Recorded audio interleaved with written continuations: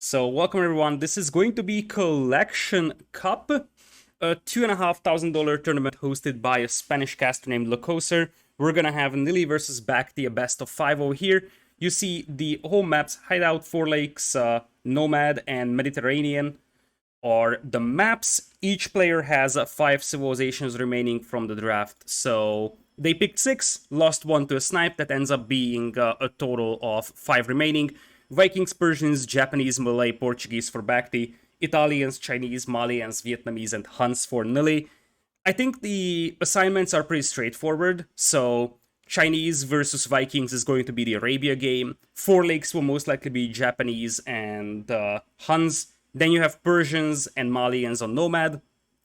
Malay will most likely match up against Vietnamese on Hideout. And lastly, Portuguese versus Italians on Mediterranean. As the spec countdown goes down to merely 30 seconds, we're going to be using the new version of Capture Age, which means I will be completely potato handling it. So apologies in advance for this one, as we will have game number 1 coming in here.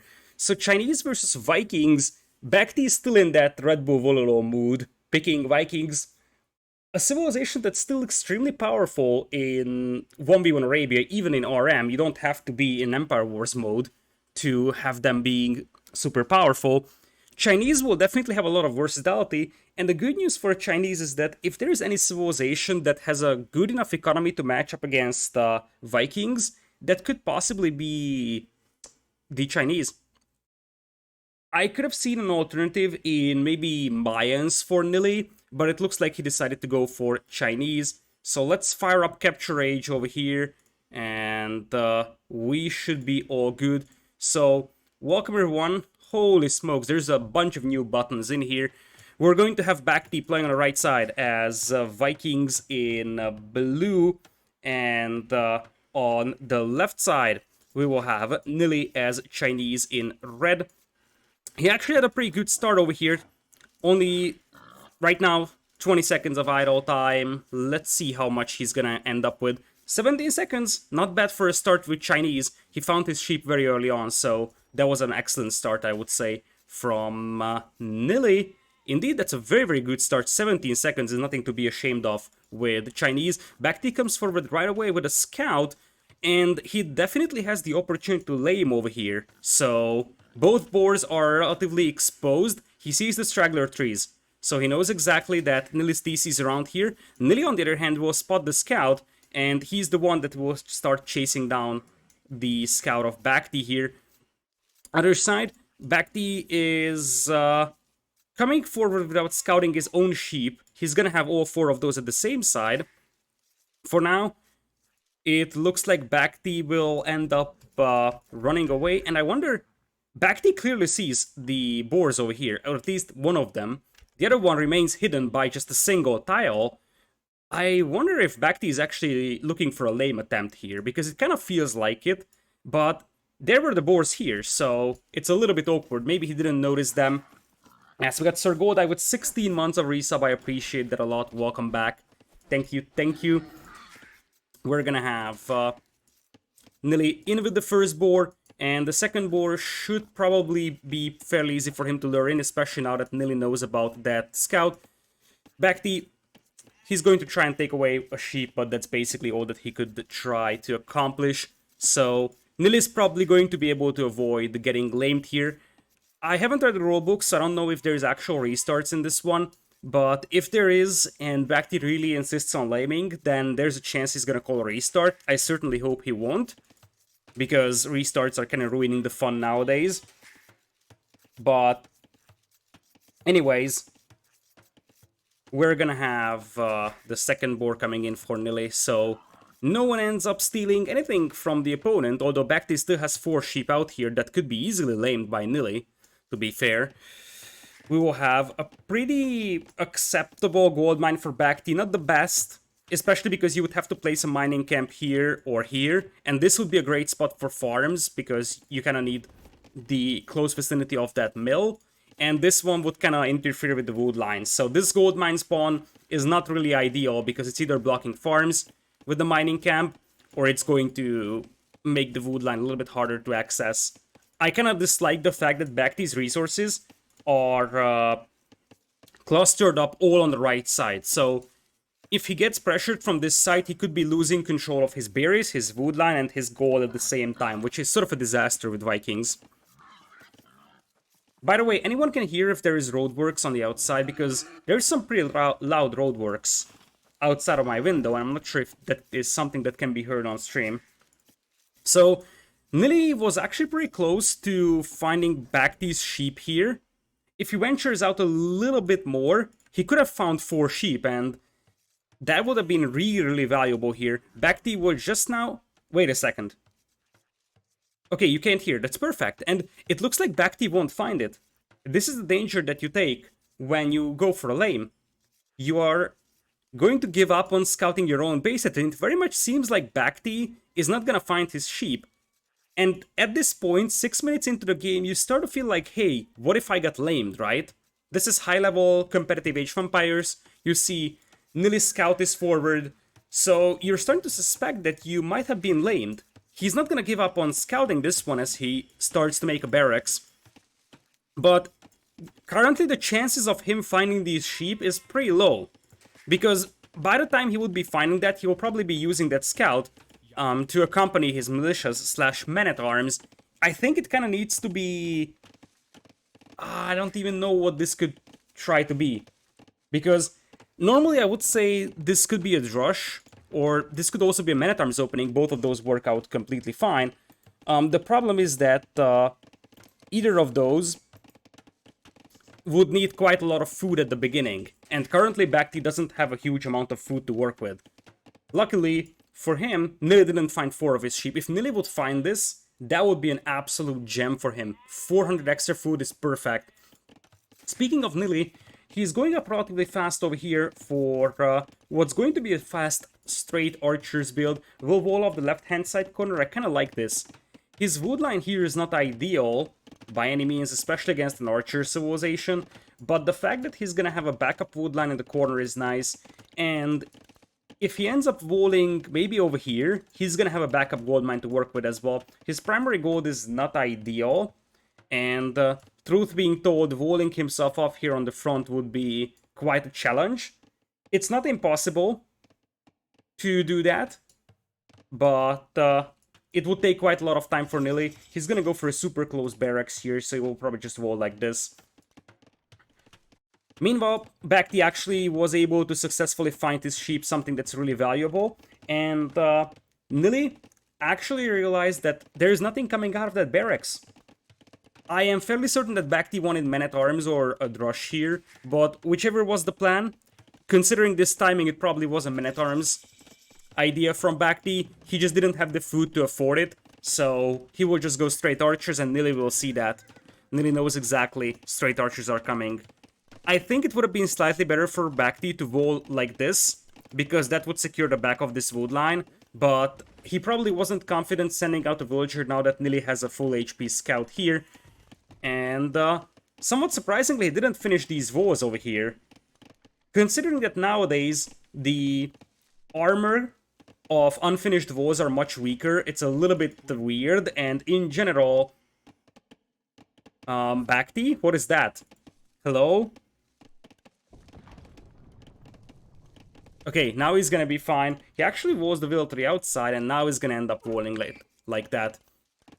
So, archers are coming for Nili. It's an interesting archer range placement over here, I have to say.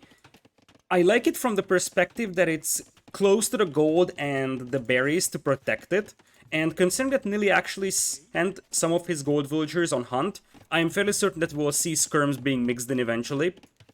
But what I dislike about this range is that it takes a little bit too much time to walk forward from this range towards the base of BacT. It would have been more ideal if this range is around... Well, obviously you can't build it here right now, but it would have been better in the long run if it's around this gold mine. It's fine for now because it protects this gold perfectly fine, but in the long run it would have been more ideal close to this gold mine.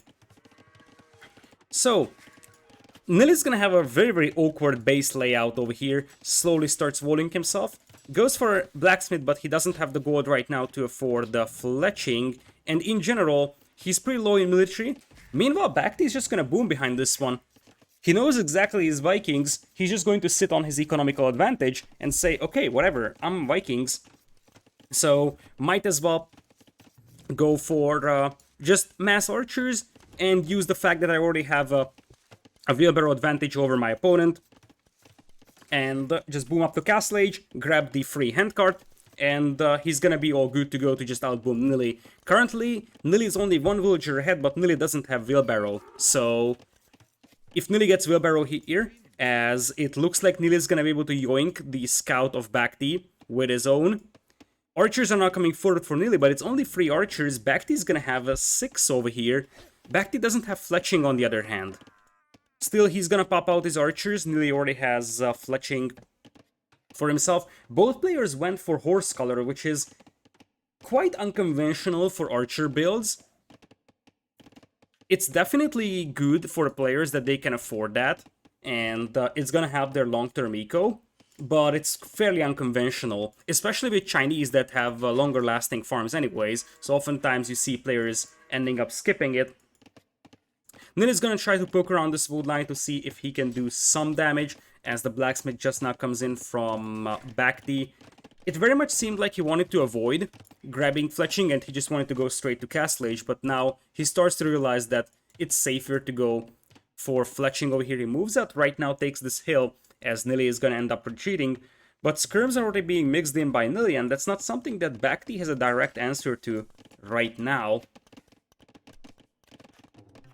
Still one range from BacT, who is now fully walled, starts to double layer those walls as well, so the chances of Nili getting through those walls are relatively small.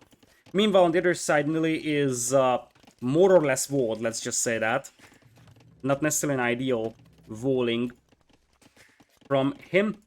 We're gonna have him taking the ostriches, something I really appreciate from him. That's a nice little source of extra food. I think BacT also took his own, so both players were able to grab a little bit more of an extra in terms of food. I don't think that this is the patch of ostriches for BacT. It feels too far away. Or is it?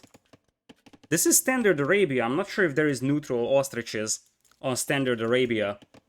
This might be the patch of BacT after all. In that case, that's a very, very unlucky ostrich spawn. Nili is coming forward with a couple of skirms as well. Bit of an archer micro coming in. We don't have +1 defense from either side. Nili is gonna grab that, and Nili actually has a slightly better resource count right now. And if this is the patch of ostriches for BacT, that would explain why. As BacT out-micros Nili here pretty heavily, Nili is gonna end up losing the majority of his archers, but in exchange he will be clicking up to Castle Age a little bit faster. In fact, BacT is still not up, just now goes for the second range. Considering that Nili is going for full double range skirms now, there is a chance he's gonna grab a lead skirm, but it looks like he will switch back to archers and go for crossbowmen. I think he's confident that he's gonna have a better Castle Age time than BacT here, otherwise he will be going for elite skirms.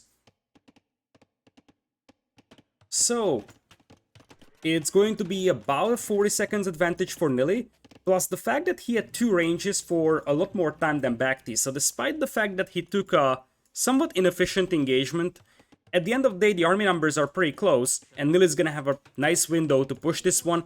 Even better, he has skirms right now, something that BacT has no answer to. So BacT with no defense upgrade on the archers just yet, and skirms chasing him, he's gonna be forced to retreat and he's going to lose a couple of archers here. Meanwhile, his gold mine is safe for the time being, but it is a pretty decent scenario for Nili, who is going to go super aggressive in Castle Age here. Double range, and I'm fairly certain he's gonna grab crossbowmen with this many archers on the field. But it's not just gonna be simply crossbowmen, it's also going to be double stable knights. Meanwhile, BacT is also adding a stable. BacT is really playing this like as if it was Red Bull Warlow, honestly. Viking Knights is not something that you see frequently in RM, but it looks like that's going to be the case here for BacT. A couple of knights can definitely help dealing with the elite skirms, as Nili is gonna utilize the cheaper Chinese upgrades really well here. Crossbow, Botkin, elite skirm, bloodlines, all of them coming in. That is a brutal batch of upgrades there, and that definitely is aided by the fact that Nili has Chinese, so he's got a discount on those. In exchange, he's not gonna get any eco upgrades just now, as he's gonna start marching up with Knight. BacT is going to launch a counterattack here, so Nili's gonna be careful, especially at the wood line, because by the time these archers arrive, they will be crossbows. There's a chance Nili's gonna spot those over here, though, and indeed he will. BacT, upon seeing the Knight, he immediately runs back because he realizes that, oh shoot, Nili is going to see me and I want to stay hidden. But behind this one, he didn't actually remain hidden. Nili, I think, is going to track those crossbows with the scout. There is no overchop here for Nili just yet as the crossbows march in to pick off a couple of vills from Nili. Nili is busy fighting in the base of BacT, so both players could lose vills here. Or can they? Nili didn't lose a single vill, and now the crossbows are getting cleaned up. Meanwhile, on the other side, Nili's got the crossbows and the elite skirms. BacT's knights have +1 defense, but no bloodlines. This is a great scenario for Nili. He's chasing down these crossbows on the left side, pretty much isolated from the knights of BacT. Meanwhile, there is going to be some knights with bloodlines in for Nili. And Nili also has 2 TCs. BacT is just now constructing the second one. BacT's got a lot more idle time on his economy right now as well, because he's going to have to abandon a couple of farms, the wood line as well. BacT's massing knights, though. Despite all this aggression from both sides, there was not a single villager kill so far in this game. And I feel like BacT just waiting for one big pop. He's gonna pop out like 6 knights, and he will jump on this army. And that is pretty dangerous for Nili, because I don't think that he's got the power to beat 6 knights over here. So patience could pay off really well here for BacT. Meanwhile, Nili is still trying to chase down this group of crossbows. He's gonna end up finding them, but not with the elite skirms. Nili will probably end up disengaging here. He probably feels that there is going to be a bunch of knights jumping on him. He still can idle this wood line, and he can deny a couple of farms. So you see that currently BacT has at least 4 or 5 farms that are unused. But Nili is playing with fire here, because an overextension could easily mean that this army goes down. Still, it looks like this group of archers will be cleaned up in the middle, as BacT is getting closer and closer to popping those knights. I think he just wants to lure those skirms a little closer. Nili, on the other hand, also brings in his own knights, which means that this fight, once again, may not be as favorable for BacT as it seems, because Nili is going to have a decent amount of firepower over here, mostly skirms, but these knights don't have bloodlines and they only have +1 defense, so they will have some damage output on them. Nili's got slightly better knights over here. And he's also losing quite a lot of reinforcement crossbows over here.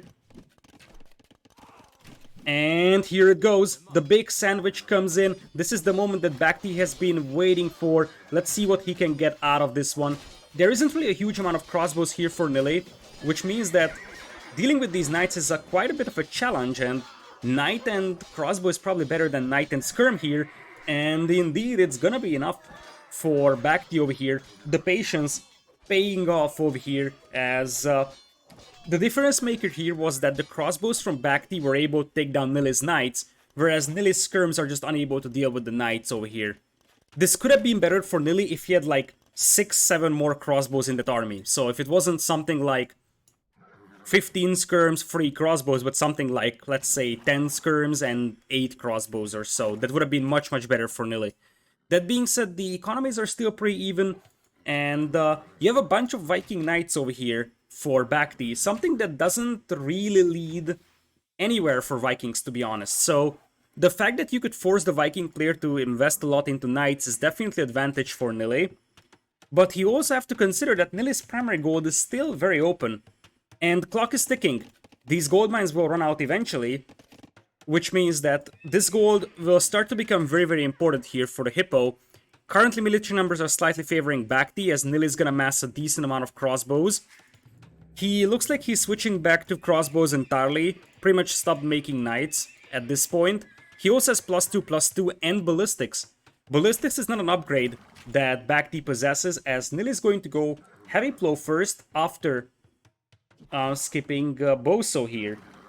I wonder if Boso being skipped here is intentional from Nili, or he just forgot about it. He can't afford it right now, But I wonder if he just forgot about it and that's why he's grabbing Heavy Plow, or it's intentional to grab Heavy Plow first, and then you're gonna grab Boso. Chances are that he's skipping it intentionally for now, because this is the time when your farms will start running out. So if you want to grab Heavy Plow, this is the time to do that. So for now, Nili's gonna start mining stone. Obviously, in the long run, he wants to go Chukonus, because Vikings will probably try ending up going for Arbalest and Siege Ram. Chukonus can deal pretty nicely with the Siege Ram component. So Nili grabbing +2 defense, he wants to make one big push happen in Castleacher with this army for sure. Meanwhile, BacT is grabbing +2 defense on his knights as well, +1 attack, and these are starting to become scary here. +1, +2 knights, even without bloodlines, are pretty scary, as Nili is gonna pick off a couple of those crossbows. Ballistics is now in for both players. I don't think we have Thumbering for either of the sides, but this is not necessarily an ideal fight for BacT here after all. He's gonna get most of those knights picked off, many of those are pretty low HP, and with the Elite Skirm still around, the crossbows of BacT could also go down. Indeed, as bad of a fight as the previous one inside the base of BacT was for Nili, this was a horrendous fight for our blue player over here. He's gonna lose all his knights, and now the Elite Skirms will just start steamrolling his crossbows. Some more knights are coming in, Nili, with the forward siege workshop. BacT is also missing the +2 defense on his crossbows, something that Nili does have. In exchange, BacT will certainly have Thumbring. I'm not so sure about Nili right now. I saw Mbrain on chat before. If you're still around, Mbrain, a bit of a Capture H feedback. I know you have a feedback page, but this is something that just now popped into my mind. It would be cool if we could also see Thumbring among the technologies, because that's a pretty important factor. Now, army numbers are much better over here for BacT, as we're just going to see the knights being used as an absolute arrow sponge. So, at this point, the biggest problem for Nili is that, well, the villager numbers are pretty much even. Keep in mind that he doesn't have Boso and he doesn't even have Wheelbarrow, and that starts to become a factor. Because Heavy Plow is a nice thing, especially when you also have the Chinese farm bonus, so you have a bunch of food on your farms. But it doesn't compensate for the fact that your opponent has Boso and Handcart. BacT is gonna have to do some massive market abuse. He's still floating 500 wood, so his economy is far from being balanced, but that's the Vikings' power, Imperial Age on the way for BacT. So, not ideal for Nili currently, because this is exactly what you want to avoid fighting as Vikings. Nili is committing a lot of resources into a Castle Age push, making... Look at this. He's making knights on double stables, soon triple stables, and triple range archers. And he still has a window here, as that is going to be a marvelous hit from the Mangonel here. So, the problem that Nili is facing right now is that he's investing a lot of resources into a Castle Age army, but he's accomplishing nothing with it. Funnily enough, there was only a single villager kill in this entire game that was killed by Nili, make it 2 over here. But the thing is that at this point, if Nili isn't able to inflict significant damage on his opponent in the next 1.5 minutes, BacT is gonna be an imp, and that's gonna be a disaster. Now, BacT apparently was distracted, and this could be the moment that Nili has been waiting for, because this Mangonel went down to the knight. Nili distracted BacT with 2 knights over here on the gold mine. BacT sent the crossbows back, the knights did dive in, and snipe the Mangonel. Mangonel now comes in from Nili, takes down 1 Scorpion, as BacT is gonna try and snipe the Mangonel of Nili. Let's see if that's going to be successful. I think it will be. Indeed, Mangonel goes down from Nili, and as I said, this is just accomplishing just a little too few, as Nili still doesn't have Boso, so we got the answer. He definitely didn't skip it intentionally, he just forgot about it. And this is where things are gonna get really messy and rough for Nili.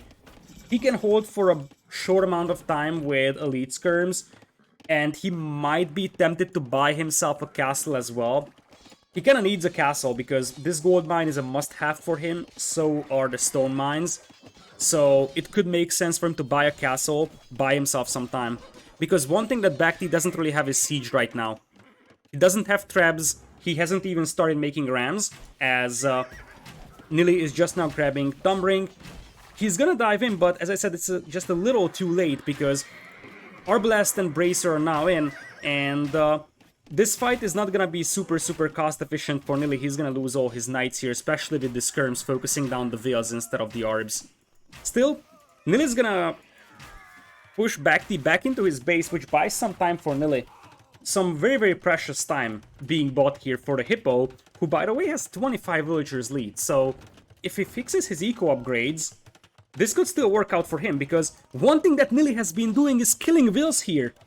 I didn't even notice the Vill kills. 14 Vill kills by Nili. What on the earth happened here for BacT? This knight has been killing Vills for so long. Look at this, look at this. Those are dead bodies. Can't believe this. How? BacT didn't notice a single knight, and that single knight could be the life-saving moment here for Nili. Because otherwise Nili would be behind in imp timing by who knows how long. And with a weaker economy than BacT, but that knight is basically what's fueling Nili's economical lead. The Arbalests have no trouble picking off Manganos from a distance, but I mean, BacT's economy is far from being efficient. I see idols here, as I said, villagers being killed left and right inside his base. The only player to kill a villager in this game is Nili, and he did so on 16 of them. And he's almost up to Imperial, and I think that we are going to see just a Cavalier switch back from Nili. He's on 4 stables and he's getting Iron Casting, adding quite a lot of ranges, so he's gonna stay on Elite Skirm, but Cavalier could make sense for him, because BacT is nowhere close to teching into Pikeman, and what's more important is that if BacT wants to play Pikeman against the Cavalry, he needs Chieftains, and for that he needs a castle, and BacT doesn't have a castle right now. The Manganos will push back the Elite Skirms from BacT over here as the Arbs arrive from the left. Here's the castle from BacT. He's gonna have to get that up. Nili's got 4 Manganos over here, so BacT's gonna be real careful. He picks off one. Is he gonna pick off the second? Not really. And I think Nili's getting an acceptable value for those Manganos here. It's not going to be an easy fight for him against Arbalest, but this is a good enough fight here for Nili.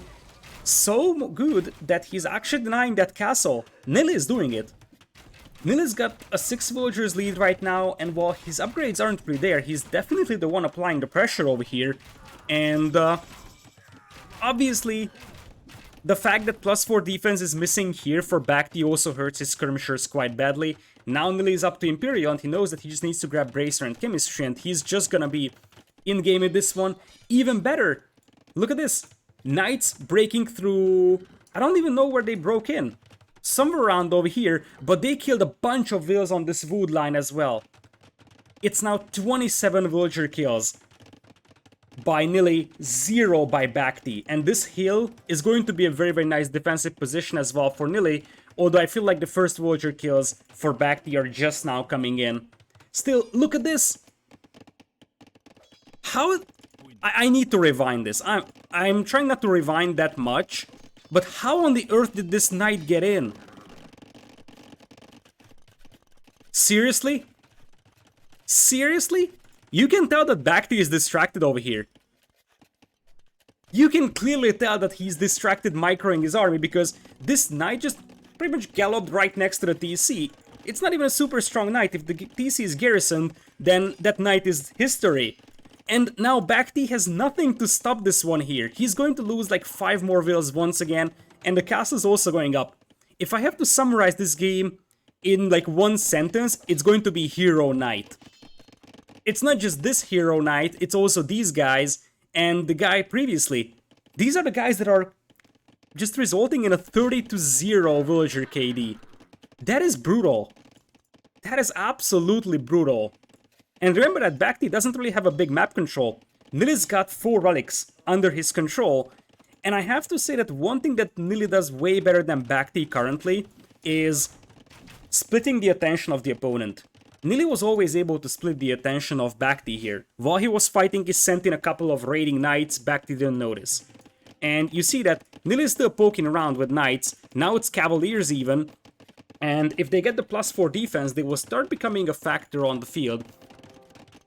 BacT, in the meanwhile, he's going to start adding siege rams, but honestly, if Nili gets like 20 Cavalier alongside these elite skirms, he's gonna be all good to go.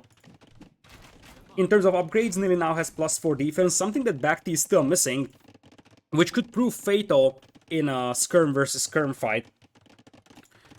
We're gonna have some more forces coming in, and you can tell that Nili has been practicing and has been coached by Viper. You can clearly tell. This is such a Viper move. Nili already has 4 relics. He could just say, okay, whatever, I don't care. I have 4 relics, I'm gonna be happy. But not Nili. He's actually gonna yoink the 5th one, and now he's gonna find these wheels on the right side. Everything now going in the favor of Nili here, securing that gold with the castle. He's going to completely ignore these wheels. I think this might be intentional because he wants to flank with these and just hit this part of BacT's base. BacT pulled the Rs back to deal with the cavalry. I think BacT knows that this relic was stolen. BacT knows, and he's going to pick off the monk. Still, behind this one, Nili is setting up the traps to assault BacT's only castle here. Remember that if BacT loses that castle, he is not going to be able to get chieftains. He hasn't gotten it just yet, and without chieftains, his pikemen are absolutely awful against Cavalier. And once again, you see, Nili is just splitting the attention of his opponent. Sends in a couple of Cavalier to the right, that forces BacT to come back with the Arbs. In the moment he comes back, Nili pops out a bunch of trebs, and you're gonna have the skirms pushing up on the left side. With no Arbalest support, the Cavalier steamroll the skirms, and I did mention that there was no +4 defense there for BacT, which also contributed to that destruction. Behind this one, there is a couple of skirms. Really, what I'm seeing here for Nili late game is budget Viper. Like, this is exactly how Viper is approaching a game, and this is why he's so powerful in both RM and DM. He's just able to be at 15 different places at the same time.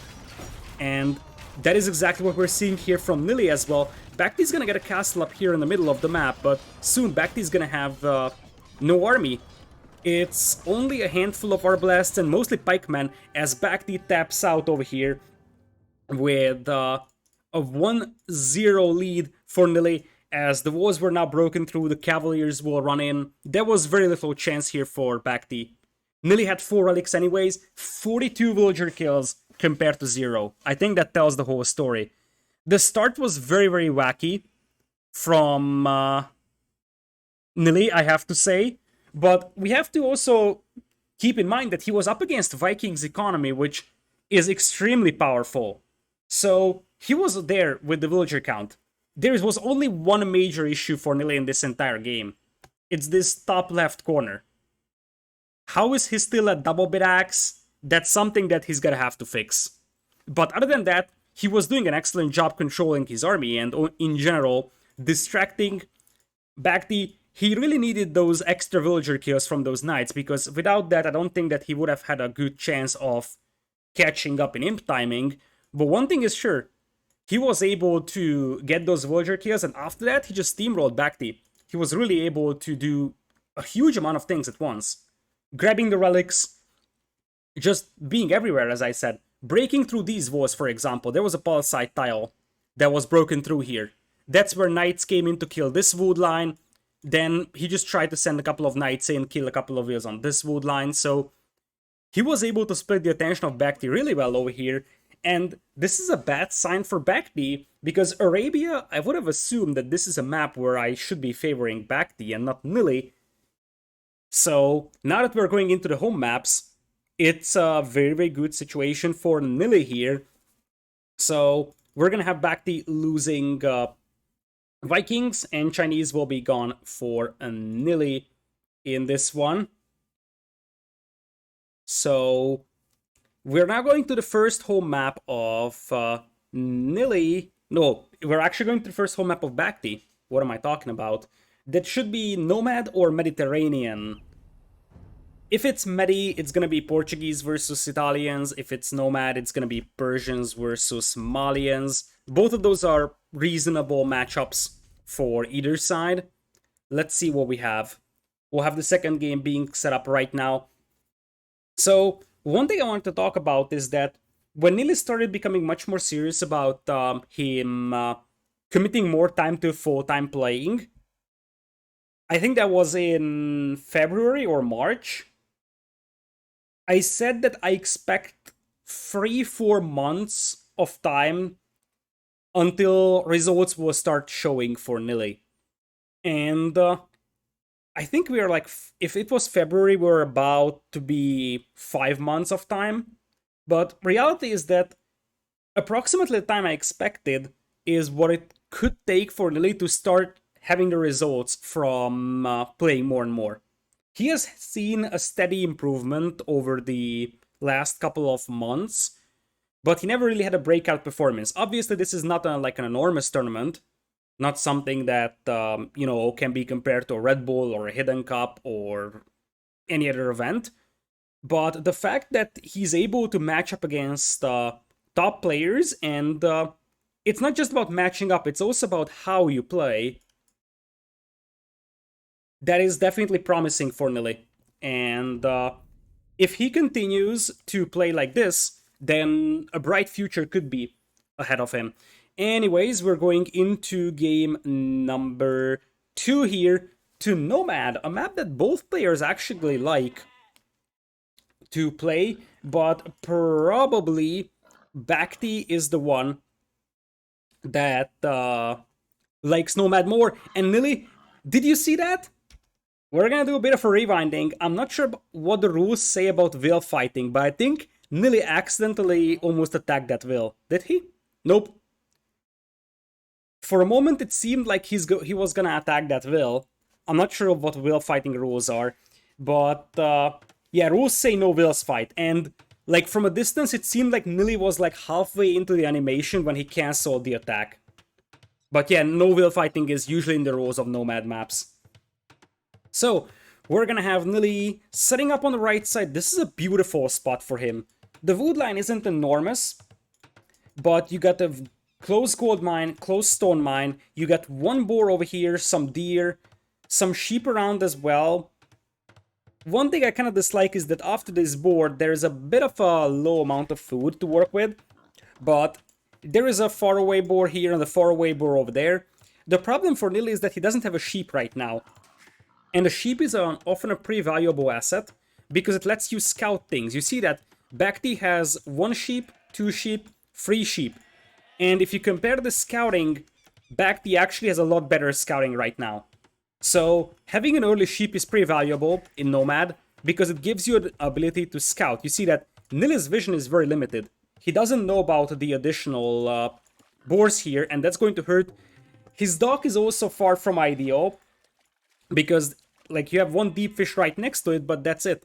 This one is pretty far, and this one is also quite far away. So this is not an ideal dock. In the meanwhile, BacT's dock is a lot better. It's in a corner. That's a very, very nice dock for him.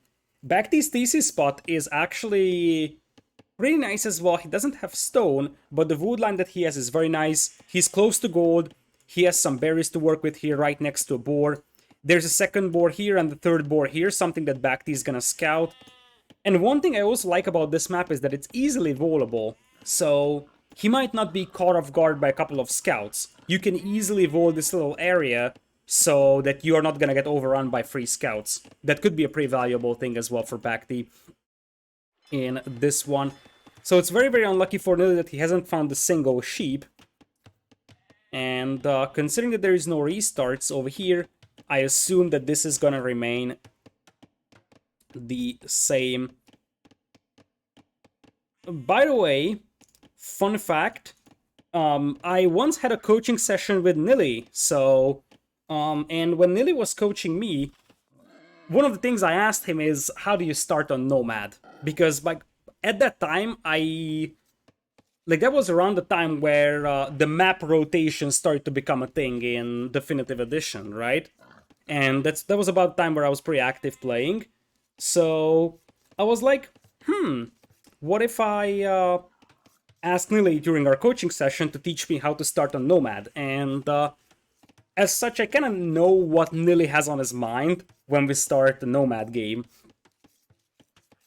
That's just a little extra story I wanted to add.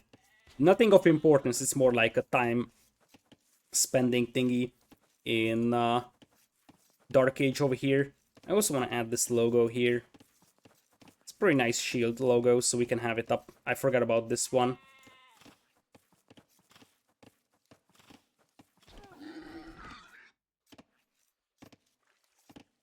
Like that. Alright, so Nili ends up finding 2 sheep over here, better late than never for him. And you see that he already had to commit with 1 villager to scout around. This actually is a difference between him and BacT. BacT never had to commit a villager to scouting, which is definitely a bit of a value for him. 1 less villager spent on walking around, and 1 more villager spent on gathering resources. Hey Hardy, by the way, welcome.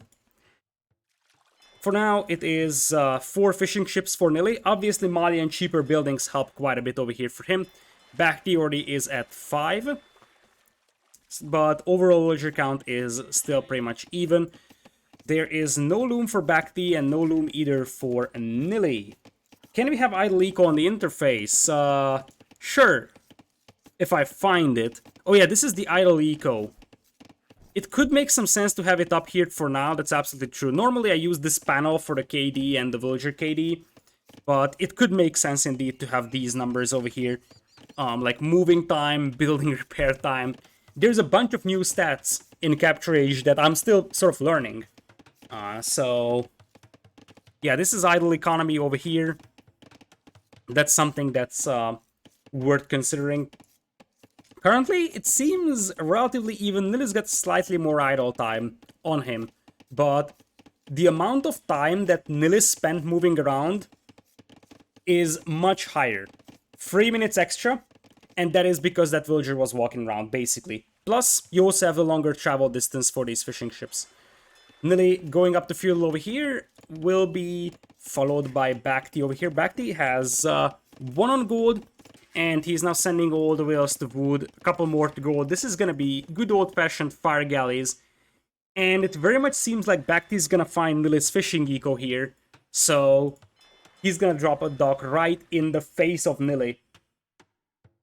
Meanwhile, on the other side, Nili's gonna have a second dock here, so both players technically have the ability to destroy the opponent's fishing eco, but obviously BacT with the stronger docks, faster working docks, BacT should have the upper hand here.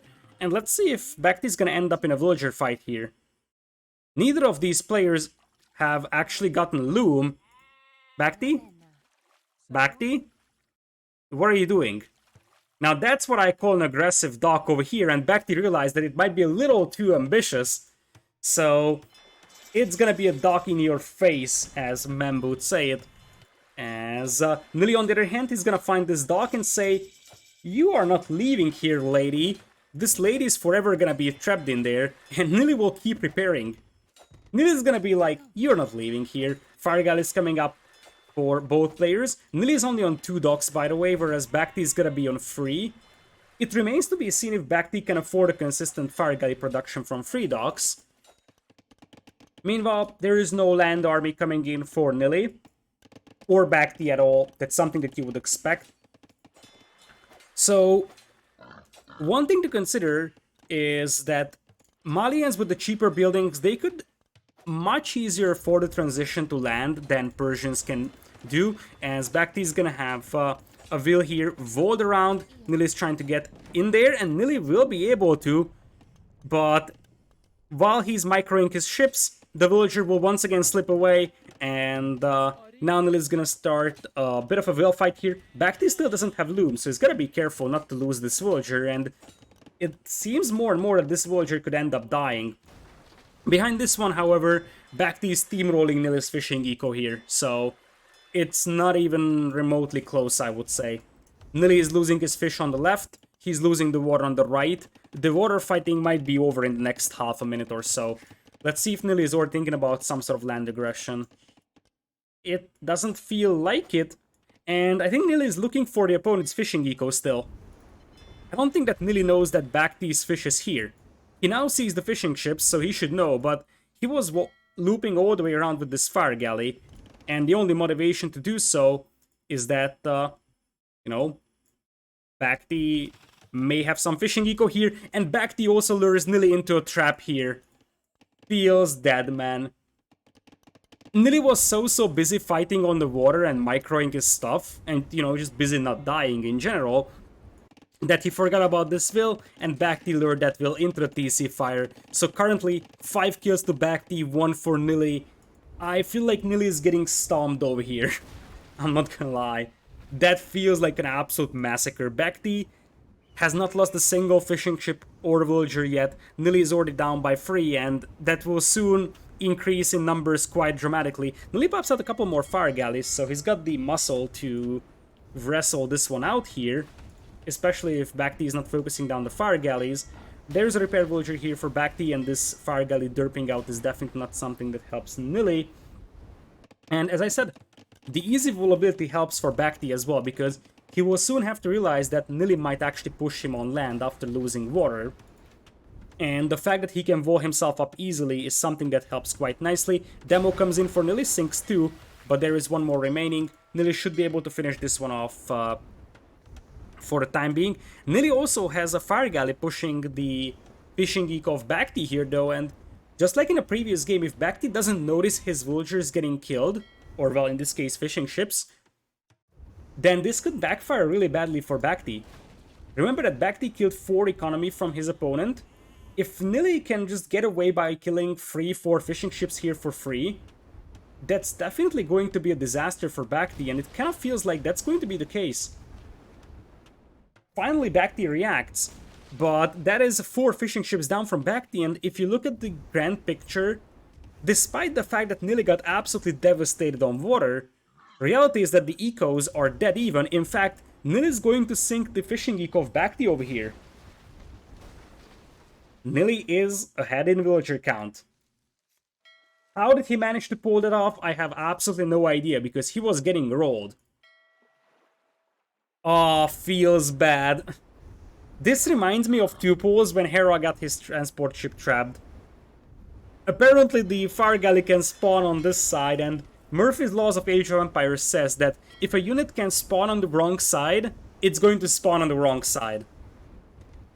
He could delete his own pal side as well, or he could just burn himself out through this wall as well. Both of those work out pretty nicely. Anyways, considering that now BacT is the one that gets rolled on water, he's gonna be the one starting to add scouts here. Nili doesn't have a single defensive unit, but he will soon have an outpost which could alert him that, hey, there is scouts coming. And the good thing for him is that he's very close to his TC, so he's gonna know that when the scouts pop out, he will just run back to the TC and he should be safe for the time being. Goes for barracks just now. And it very much seems like Nili is going to be the one winning water. That's definitely a surprising event. Especially now that Nili even has a dock up here right next to the base of BacT. What is this even? This was a villager from this side. And it walked all the way up here as Nili.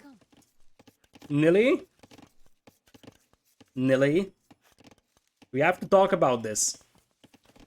Did you see BacT? Did you guys see that? BacT was like, I'm gonna chase down that villager. And when he realized that Nili is just going to run away, he was like, might as well use it on a boar. Just casually shooting the boar so that he can at least get something for his will. Now speaking of that will almost died to the boar over here, so BacT is gonna be careful. And now the scout ends up killing the villager over here, so Nili is gonna have to pop out a couple of spearmen. But keep in mind that behind this one, Nili is the one with the fishing eco. Now BacT is not giving up on this one easily for sure, so he's gonna pop out a couple more fire galleys. But micro is nice here for Nili, saves the low HP fire galley. And he is currently the one that has at least some sort of fishing eco. On the left side there is a fire galley popping out for BacT, so BacT is still trying to just deny fish from his opponent. But behind this one he's also running into the spearman on land, as Nili is gonna start working towards archers. Both players will hit Castle Age approximately at the same time, because Nili's eco is very unbalanced over here. Quick walls coming in for Nili, those are pretty nice. And with the Spearman around, I don't think that these scouts can actually afford to engage Nili. And as I said, Nili is still a little low on food in this one. But he's slowly destroying the dogs of his opponent, although here comes BacT, and this could be a great fight for him. There will be a demo coming from the right side, and soon a demo from the left.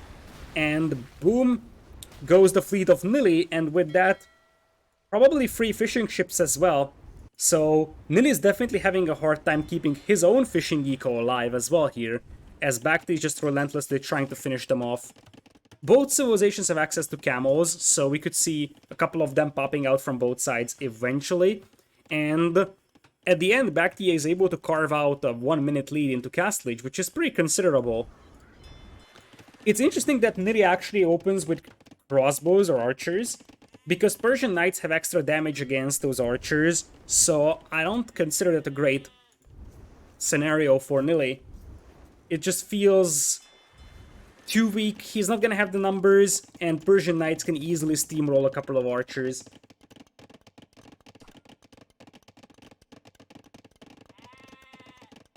Shouldn't you only make camels against Burgundians? No, not that simple to just live up to the meme. So, the biggest problem that Nili is facing right now is that you have fishing economy, but congratulations, you cannot use it to anything. Because the fish is gone from this corner, and this is the only corner that Nili possesses. If Nili somehow gets his fishing ships up here to the north, he's gonna be fine, and you can see that Nili's got like dogs scattered everywhere on the map. Here, here, here. He definitely wants to fish boom, but he's just being pressured on all sides right now. Speaking of being pressured, here come the knights from BacT, and that's where things will get a little bit more problematic for Nili. That's a lot of villagers on the road line that could end up dying. Or you could just have a couple of nice quick walls from Nili. There's gonna be a hole here. Not today though, says Nili, and BacT's gonna end up running into the spearman. Oh, look at Nili. I'm really seeing a budget Viper here right now. Because these are sort of traps that Viper would also attempt very, very frequently, and it just shows clearly that Nili and Viper have been practicing together over time. And now BacT's gonna just end up losing 2 knights over here to the spearman. A second TC is coming up here for Nili, or is it? The scouts of BacT will completely ignore the villagers, so I guess the TC is coming up for Nili after all. Not a single camel popping out for Nili though, mainly because he only has 5 on gold, and he's doing stuff like War Galley. Quick was once again successful for Nili, so the knights cannot break in. Just 1 or 2 camels could actually work really nicely here for Nili to help out. Fireship is something that BacT did not tech into, so Nili is still believing in the power of water, and he might be right. He's got 3 camels. Oh yeah, I'm totally blind. He indeed has a couple of camels, but he's using them to attack, which is an interesting decision. I guess he feels confident defending with the spearman, as once again he tries to trap that group of knights over there. That's not gonna happen. And now the camels are coming in. Conversions will be in for BacT. He converts 1 pretty easily, so those camels will have a pretty unlucky death here. But Nili is possessing a 10 villagers lead. And he's gonna be the player with 2 TCs. And with the dogs of BacT slowly getting cleaned up, I believe that BacT will no longer have the opportunity to pressure Nili's fishing eco. And Nili is gonna drop another TC here on this gold mine, nicely on top of the hill. So, let's see what the camels can achieve here, trying to get a villager pick, but that's not going to be happening. And a range from BacT. Now I wonder if he wants cav archers. Nope, it's gonna be crossbows. Regardless of which of those you do, you're not gonna have Racer in Imperial, so it's not really a long-term solution for Persians. But maybe cav archers with their mobility could have been a slightly better choice. On the bright side of things, the crossbows will allow you to take much better fights early on against the camels, because camels don't have any bonus damage against crossbows, plus it's a little bit easier to mass crossbows, so it could make sense to use them early on instead of cav archers. So We'll see about that later on. Nili doesn't have any protection to his fishing ships over here, which means that despite the fact that theoretically he has already won water, reality is that he's still losing fishing ships to BacT over here, and I think that's gonna be like -5 fishing ships over here for Nili pretty easily. Nili still has an untouched fishing eco on the north, and in general he was able to carve out a 16 eco lead. Now with 3 TCs as well, but I just feel like it would be much more confident of a lead if he was able to protect his fishing eco. But it's obviously tough, especially because his gold income wasn't great for the beginning of Castle Age, and that means that he wasn't able to pop out as many fire ships and camos at the same time as he wanted to. So, first things first for him, I would say, is cleaning up these docks, but this is why Persians are annoying to fight against. Those docks take forever to clean up. BacT is dropping TC number 3 right now, and it looks like we are pretty much in for a long game here. Nili with 28 on food though, BacT only at 12, which will definitely help out in the long run for Nili. BacT is switching into crossbows entirely, so he's no longer popping out some knights. It looks like it's gonna be crossbow siege push from him, but Nili has a very good defensive position over here. This hill with the siege workshop, the TC, this is impossible to push for BacT. His best bet is to push this side, but Nili's got an outpost here, so he will know exactly when BacT is coming this way. So, dock slowly going down over here from BacT, same thing on the south. Those are the 2 docks that BacT still possesses, and it looks like BacT is sending those couple of fire galleys over here to try and push Nili's fishing eco. Nili's gonna have no trouble protecting that though. So, for the time being, Nili keeps losing fishing ships, nothing new on the horizon. TC number 4 is coming in, and despite losing all of those fishing ships, he still possesses a 21 villagers lead, and that starts to become very worrisome for BacT here. Considering that the players are relatively close to each other, as Nili and BacT will trade a Mangonel for a Scorpion here. Bit of an overextension maybe from Nili diving in with the camels. He loses 3 camos to a conversion. I cannot dislike this. This was an awful fight for Nili. That was a horrendous fight. Now he's gonna get a nice shot on the crossbows, and another decent hit over there as BacT tries to snipe the Mangonel. He will be able to. Now it's a disaster for Nili. He lost 3 camos to conversion, and then he still lost his Mangonel after all, just like BacT did. A Mangonel pops out on the wrong side. If it popped out on this side, it could have easily devastated those crossbows. Nili's gonna have to run his villagers from the wood line. Still, Nili's adding villas to stone, so eventually there is gonna be a castle around this area. But that's going to take some more time for Nili, and this is the exposed area of Nili's eco, not this part, so he's gonna have to chase with the Mangonels. Right now, Nili's fishing economy is still untouched, as BacT is still resilient at taking back water. He's going for a War Galley upgrade just now.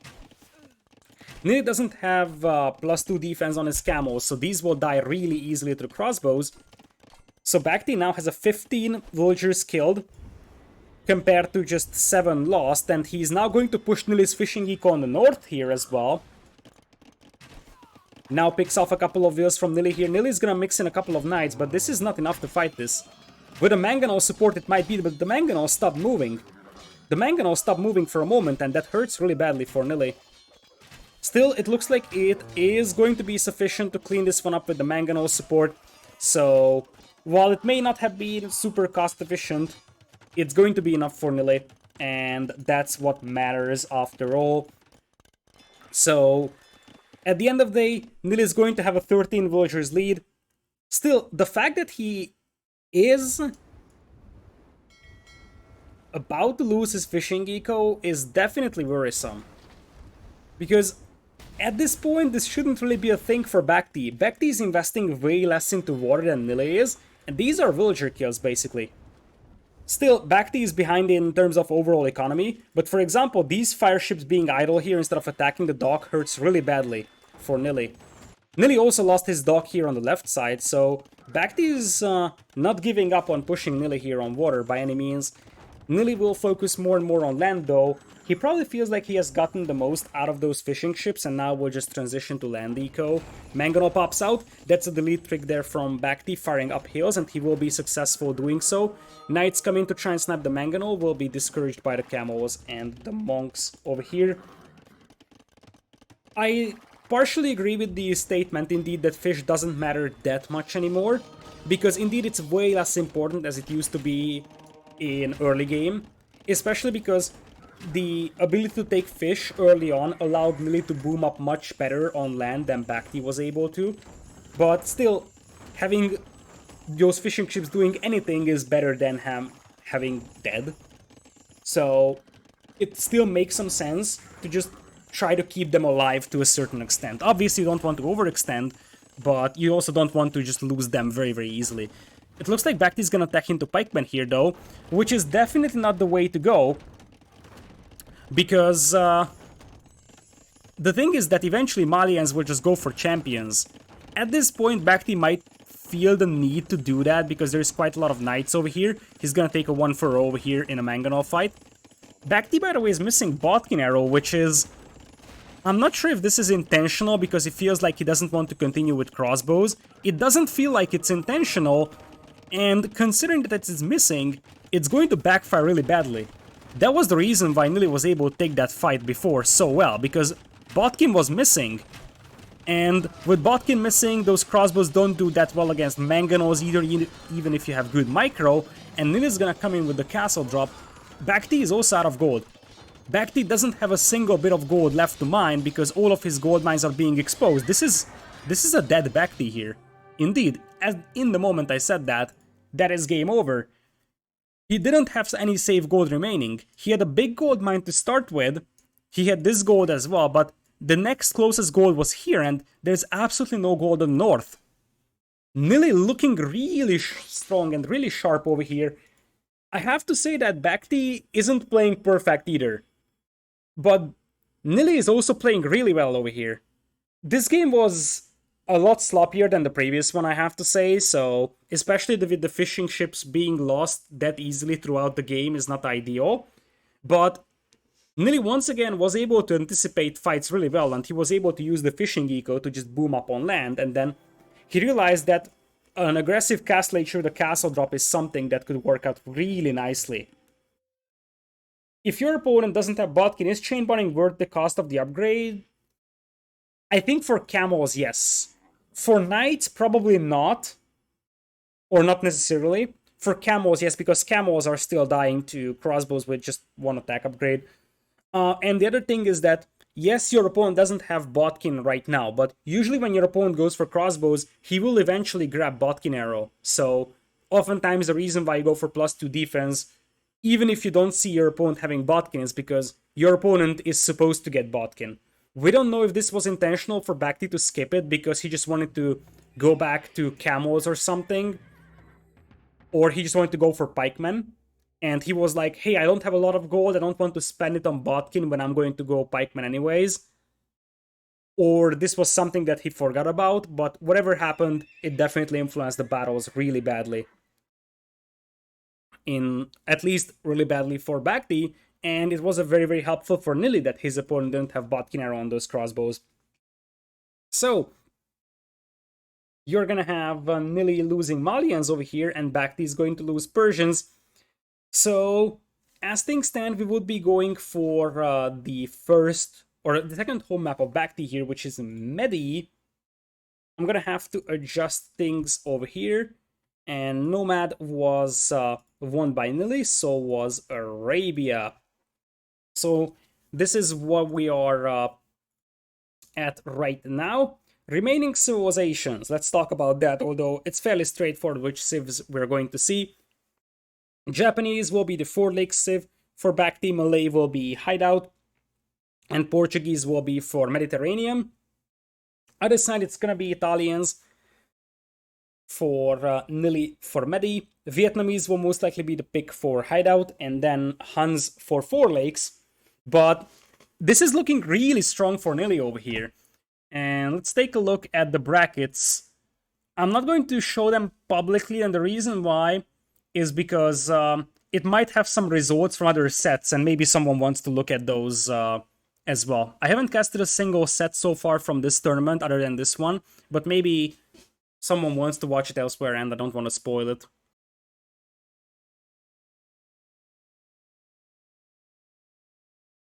So, basically, the winner of this one would get none other than Leary in the next round. Feels Nili, man. I think that that's probably the highest seeded player. Although it's debatable. I'm not sure who is the highest seeded, actually. But, like, you got Viper, Leary, Yo, and Hera in the event as well. So, yeah, I feel a little bit sad for Nili because I think if Nili had gotten someone else, like, for example, ACCM, Vilas, MBL, VV, or so, those would have been much more winnable sets for him.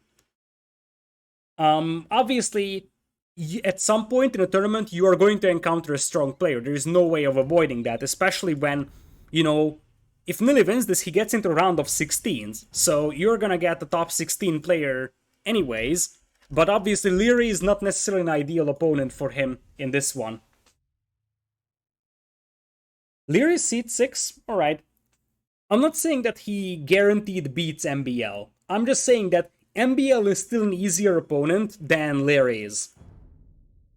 So, yeah, the possibilities for opponents were Hera, ACCM, Viles, Viper, MBL, Yo, Vivi, Leary. These are the 8 players that actually start in the round of 16s. The rest of them start in the round of 24th. So, there's a first round with 16 players in them. 8 of them move in the round of 16s, and there is 8 other players that already start in the round of 16th. Who didn't sign up for the top players? I don't see Miguel. Taro Nikov is in. Leary Hera is in. I think it wasn't really sign up based, it was more like an invitation based, as we have Mediterranean coming in. We have 1.5 minutes from the spec countdown, so we can actually talk about this one. Winchester is here, Kaposh is here. Entire GL is here, so Viper, Taro... Oh, Slam is not here. It was invitation only, yes, but Slam is not in the event. Other than him, everybody in GL. Hart is not in, Miguel is not in, Fire. These are the names that are missing mostly. But I would say that the top 1v1 players are all sort of represented over here. We even have Project Belgium and Angelina. So keep in mind that it's invitation based, and there is a chance that some people just couldn't actually play at the time frame of the tournament. So sometimes that's also a factor to consider, that, you know, you got players that are just unavailable in the time frame where they wouldn't actually play.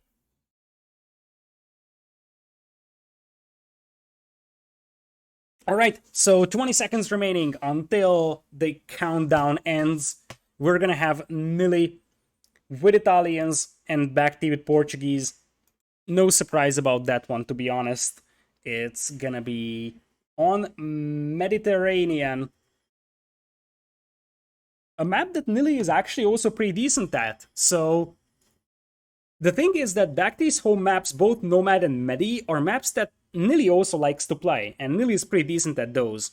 I think I would have considered BacT a better Nomad player than Nili, but still, Nili was able to edge out the victory there, and now we're going for Mediterranean. We're gonna have a BacT with the Portuguese on the right side in blue, and left side is gonna be Nili as Italians in red. Portuguese are definitely a nice civilization to have over here, but I actually like Italians a little bit more in terms of everything that they can give in the game. Because eventually, you are going to turn into some sort of land fighting, and that's going to be archer-based. Italian archers, once they get Pavisa, will be better than the Portuguese ones. Then you got the fire galleys. Technically, those are better for Portuguese because they're cheaper and stronger. but Italians can get a fishing eco up much, much easier, so I like Italians a tiny bit more than Portuguese. The only thing that could be interesting for Portuguese to look at is that oftentimes this map is actually hard to push because these narrow crossings at the edge can be easily walled off, and this could be a situation, if this game goes very long, where we could see Feitorias. It would be an interesting scenario for sure. So, BacT coming up here on the right side. He's got a pre-exposed primary goal that's very close to the water. Not the end of the world, but I have definitely seen better for him. He's going to work on pushing deer. Whereas for Nili, he's got a nice gold mine at the back. Both players have a relatively easy wall ability, so I wouldn't be surprised to see them doing some walls in like mid-feudal age or so, if they start to feel like their opponent could start pushing them on land. So, deer push coming in here for BacT. It looks like Nili is not pushing in deer just yet. He was probably looking around the shoreline to find an appropriate dock spot, and that dock spot has to be here or here, because you want it close to shorefish and also close to deep fish. So either here or here makes the most sense for Nili. Alright, so it looks like Nili is not gonna push in a single deer. That is because his deer is pretty far out. That's a very, very far away deer for Nili if you consider how close it is for BacT. Nili knows about that, it's just a matter of he doesn't want to push it just yet. He wants to do a bit more scouting for the time being. Whereas for BacT, this is a much easier deer push, so BacT has a bit of a map advantage from that perspective. One thing I kind of dislike with Nili's base is that all 4 of his gold mines are on the left side. And that is very concerning if you get pushed on land. Compare that to BacT, he's got some separation between his gold mines, so it's not like he could actually lose all 4 of those. Whereas here for Nili, if BacT ever starts pushing from this direction, Nili could be in danger of losing all of his gold income. It's not likely to happen in the first part of the game for sure, but something that could be a long-term issue for Nili. So, something to pay attention to. Looks like Nili is gonna settle with the deer push as well. Fishing ships coming in here for him, or are they? Nili isn't queuing up fishing ships. Nili? Okay, now it's coming in. But considering that you got cheaper fishing ships, that was a pretty late one for Nili. And you see that BacT already has a fishing ship out, whereas Nili does not. This is an absolutely marvelous dock, by the way, from our blue player BacT. Right next to free deep fish, that is a very, very lucky dock as well. It's not even free deep fish, it's even 4. This is the perfect dock for BacT. It is just absolutely amazing. And you also have a second shorefish relatively close, so you can use this well to take it after you consume this one. The amount of deep fish that you have around this dock is absolutely amazing. This is 5 deposits of deep fish. If you compare it to Nili's dock, and it's absolutely not Nili's fault by any means, it is just sort of luck. You have 2 deep fish very close, and then the upcoming 3 are quite a far away. There's actually 3 deep fish close by, but still, the efficiency of Nili's dock is gonna be lower than that of BacT's. Now, speaking of Nili though, he's gonna have a half-minute advantage going into Feudal Age. It's a pretty fast one considering that he's going up at 20 wills already. He also apparently is able to find some sheep over here from BacT. And considering that BacT only has 2 sheep beneath his TC, I'm tempted to believe that those belong to BacT. Nope. Or did they? It kind of feels like they did. There is some neutral sheep on this map. You see patches of 3 and 2 over here in the corners. But I think that these sheep are supposed to belong to Nili. Whereas the sheep that Nili has stolen actually were supposed to belong to BacT. Anyways, Nili is going to take a fight here against the Veil, something that he can't take right now because his scout is a Dark Age scout. And oh, Nili has actually lost his window here. He could have stopped that Veil. He was up to Feudal Age, but he was just a little too slow attacking. If he actually was focusing here, in the moment he reached Feudal Age, he could have actually attacked that Veil, but BacT is not paying attention, and Nili is gonna find that Veil. Nili's gonna find that will, and this is enormous. BacT's scout is nowhere close, and the dog being delayed at this point is an absolute beauty for Nili, especially if he can yoink that will. BacT's gonna try and quick wall, but that's one will down for him. And the dog being delayed is also an absolute disaster. You're already gonna have 2 dogs up here. Now, Nili is also going to open up his walls, so Nili could lose that will just as much as BacT did. I'm really unsure if this was a good idea for Nili. He's gonna try and make a run for the TC, but the TC... BacT could have maybe tried finishing that will off. As BacT... That TC didn't have a lot of wheels garrisoned inside, but that still doesn't mean that you can just start bashing it down. And I think that BacT's scout is set on aggressive stance, because it was just going amok. So all the HP will be lost on it pretty much. Nili has lost his scout, by the way, so it looks like Nili was trying to finish off this will, but that didn't happen. So now you have 3 docks up for Nili, Fire Galley numbers also slightly better for him. Definitely a great start for Nili once again. So you're gonna have demos now coming in for him. 3 docks are up as well for BacT, and it's easier for him to afford production because of the gold discount. Plus, he also has higher HP on those fire galleys. So the water fight will soon even out, I would say.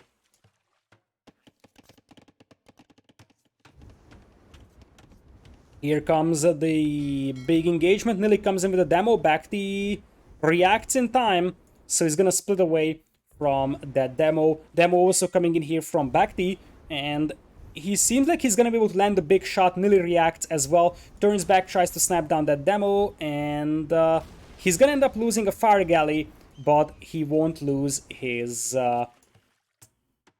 navy in this engagement. So for the time being, it's 4 versus 4 on water. Nili is closer to his repair villager. BacT doing a pretty decent job pulling away the weak ships up until now. There's a chance that we could see 1 fire galley going down here in the middle of the lake. A demo coming in here. This could be big. Nili once again reacts just in time. That was absolutely beautiful. 1 demo traded to a fire galley isn't ideal over here for BacT. Meanwhile, we do have Nili with some sheep still remaining beneath the TC. BacT is just now finishing his own. Both players still in control of their fishing economy, but Nili only has 3 fishing chips, BacT has 4. Some more demos, getting some nice connections now in for both sides, as we will soon have a couple more demos out for Nili. Nili often likes to go market and sell his stone early on, so I wonder if that's going to be something he considers soon. BacT, he's not doing anything like that just yet. That's a demo for a fire galley, once again quite inefficient for Nili here. So, as things stand, BacT is really heavy on gold, and he's getting close to picking up the castle age. Demo comes in here from Nili, will be destroyed by the fire galley, and this is the first game where I start to feel like Nili is the one getting clapped.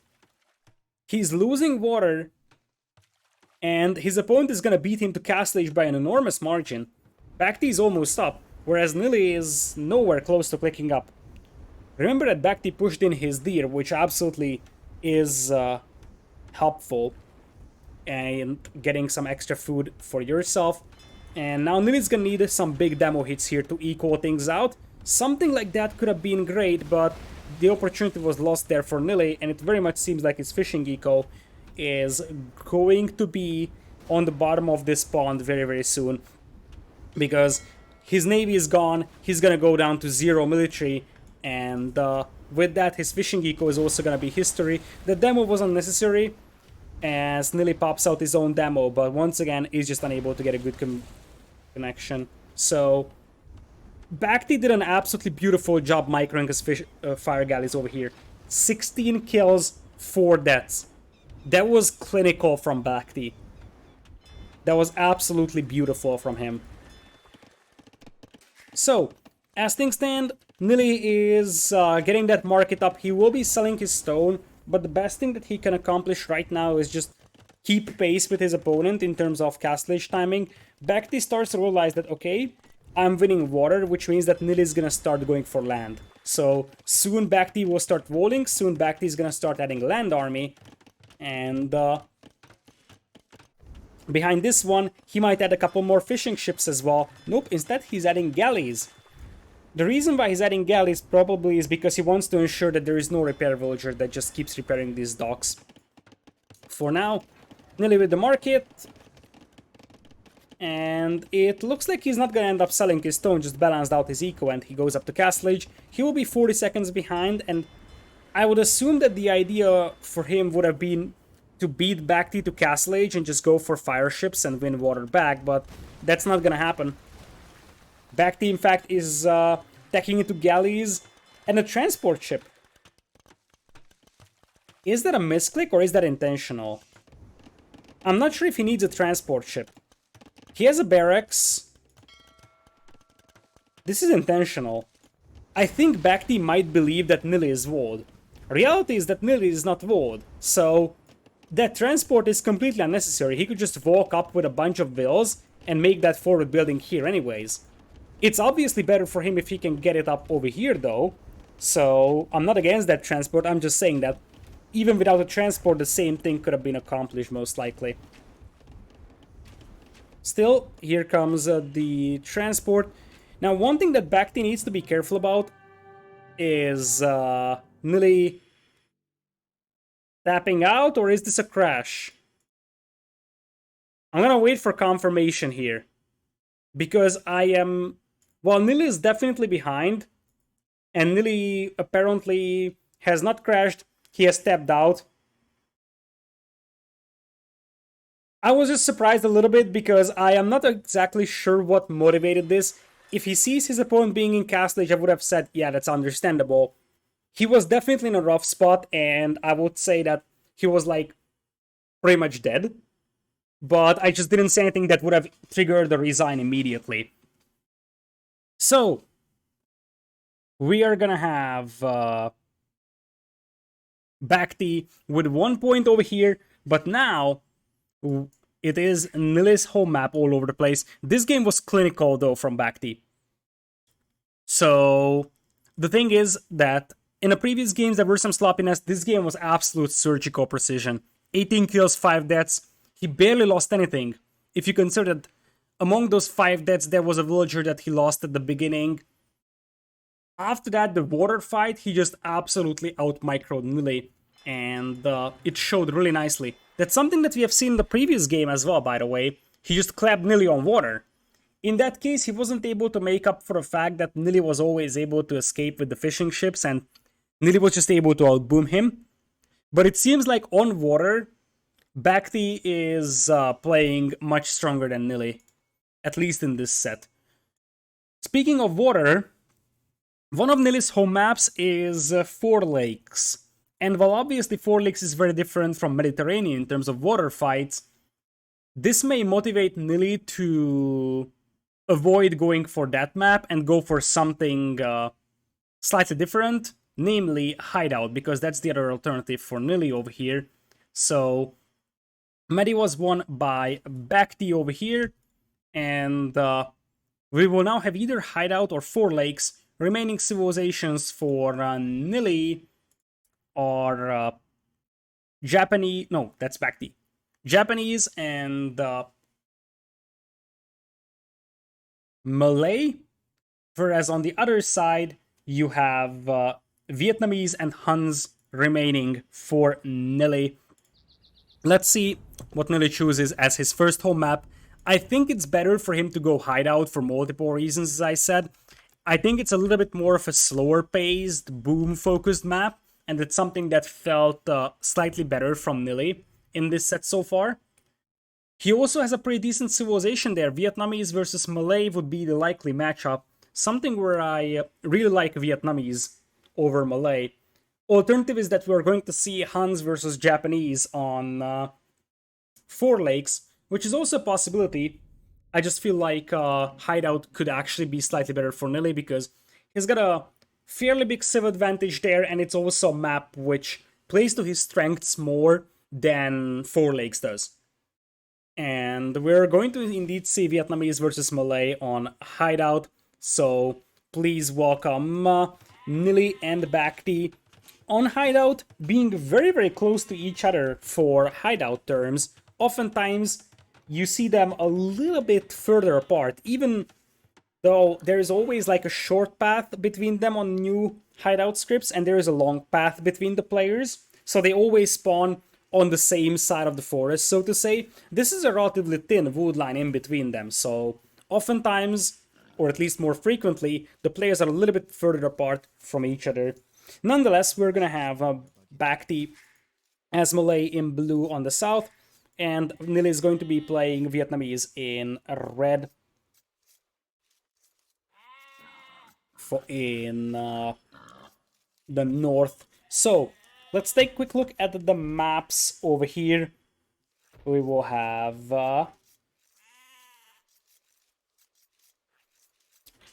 forward gold, forward stone over here. Berries.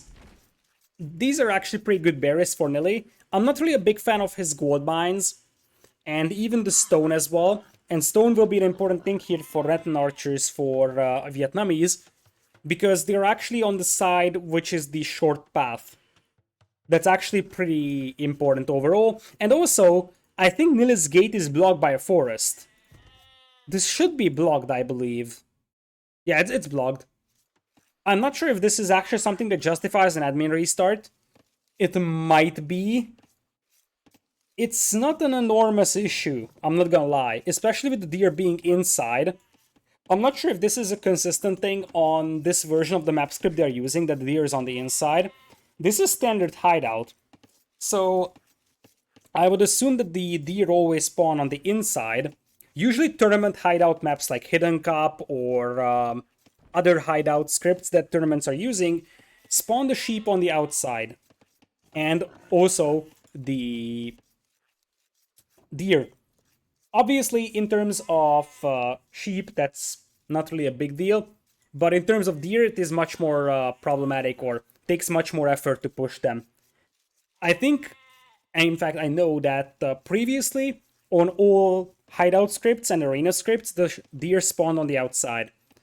And it was changed for ranked matchmaking like a couple of months ago. There were quite a lot of complaints about that one.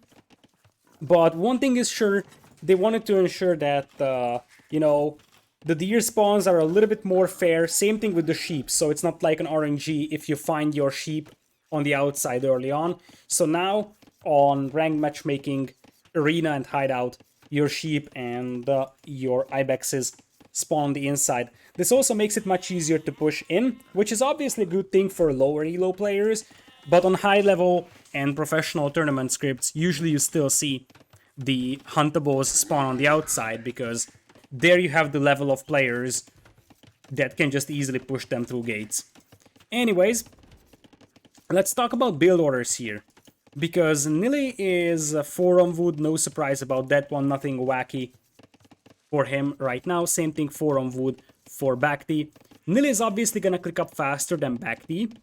The question is if Nili is gonna try and play archers and try to just go for a bit of a feudal aggression.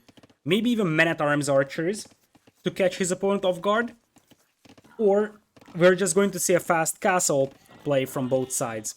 I think that both players will add archers early on because there's just too much danger in the opponent pushing you with a couple of archers and then a siege workshop and mangonels, that you kind of need some sort of army. You can't just sit back and boom on 4 TCs. That's not going to work out here. So, Vietnamese in terms of unit composition, I like them a lot more than Malay. Malay is mostly archer heavy, and Vietnamese have very, very good components to deal with archers.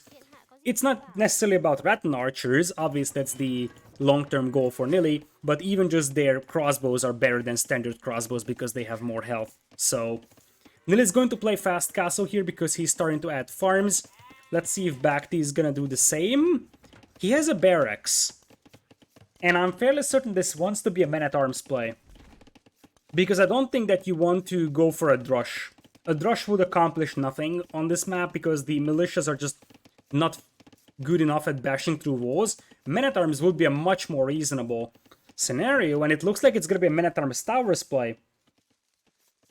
So, Men-at-Arms Towers in here for BacT, not something that you often see from melee, but it could be a very powerful build, and the reason why is because you can go up to Feudal really fast.